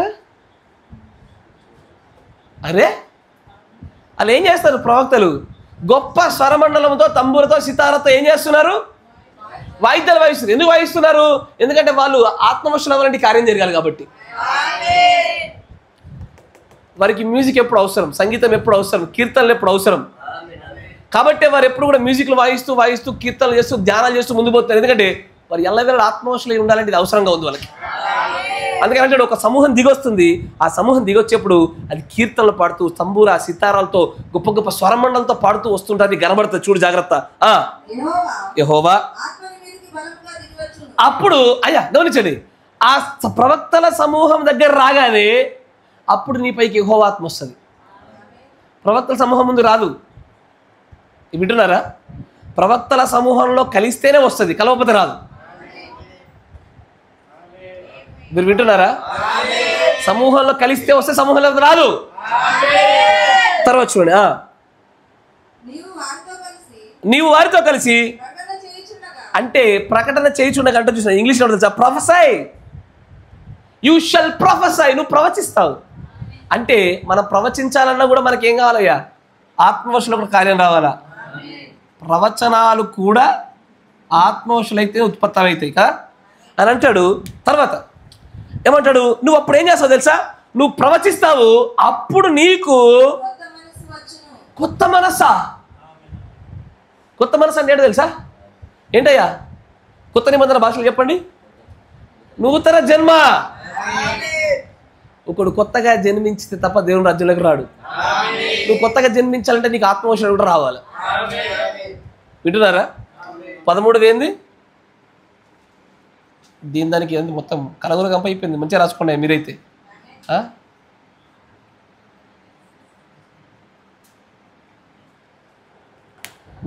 ఆత్మవశులైతేనే నూతన జన్మ నూతన మనసు వస్తుంది. ఆమెన్. అయితే ఆయన అంటాడు, అమ్మా అది కాదు, నేను కరెక్టే ఉన్నా, మంచిగా వినండి, కాసేపు ఫాలో అవ్వండి నాతోని, కన్ఫ్యూజ్ కాకండి మీరు. అక్కడ ఏం జరుగుతుందంటే ఇది ఆత్మవశులు అయితే ఇది వచ్చేది నూతన జన్మ, ఆత్మవశులు అయిన తర్వాత వచ్చేది, యెహోవా హస్తం దిగొచ్చిన తర్వాత వచ్చేది. ఇక్కడ మనం మాట్లాడుతుంది ఆత్మవశులు అవ్వడానికి ఏం కావాలో చెప్తున్నాము. ఇక్కడ ఆత్మవశులు అవ్వడానికి ఏం చెప్తున్నాడంటే ఆయన నీ పైకి యెహోవాత్మ దిగి రావాలన్నా, నీవు ప్రవచించాలన్నా, నీవు కొత్త నూతనమైన ఏది మనస్సు జన్మ నీకు రావాలన్నా. తర్వాత చూడండి, దేవుడు నీకు తోడుగా ఉండును గనుక ఈ సూచనలు సంభవించిన తర్వాత చేయుము. నాకంటే ముందు నీవు గిల్గాలునకు వెళ్ళగా దహన బలులను బలులను సమాధాన బలులను అర్పించుటకై నేను నీ యొద్దకు దిగివచ్చును.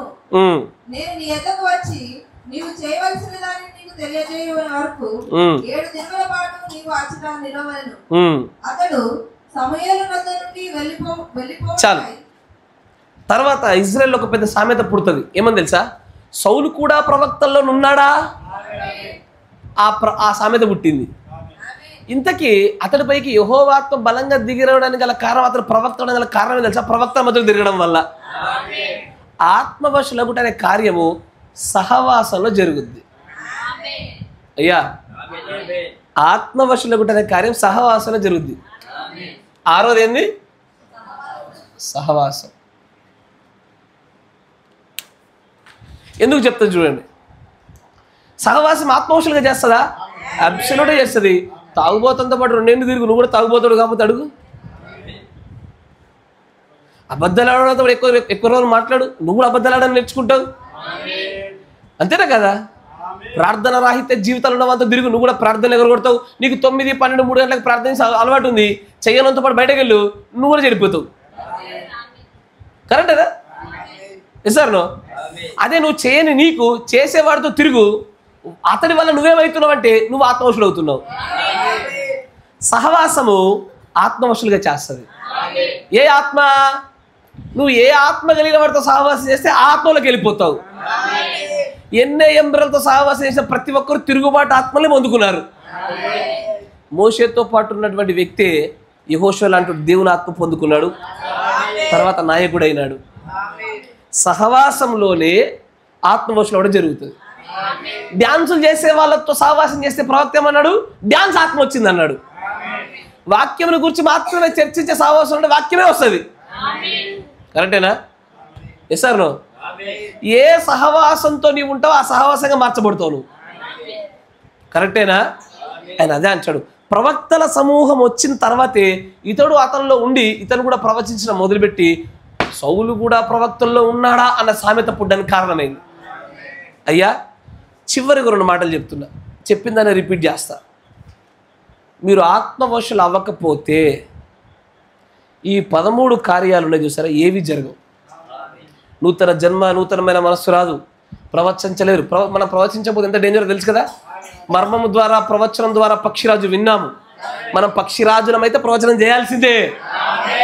ఆ ప్రవచనం రావాలన్నా ఆత్మవశులు అవ్వాలి.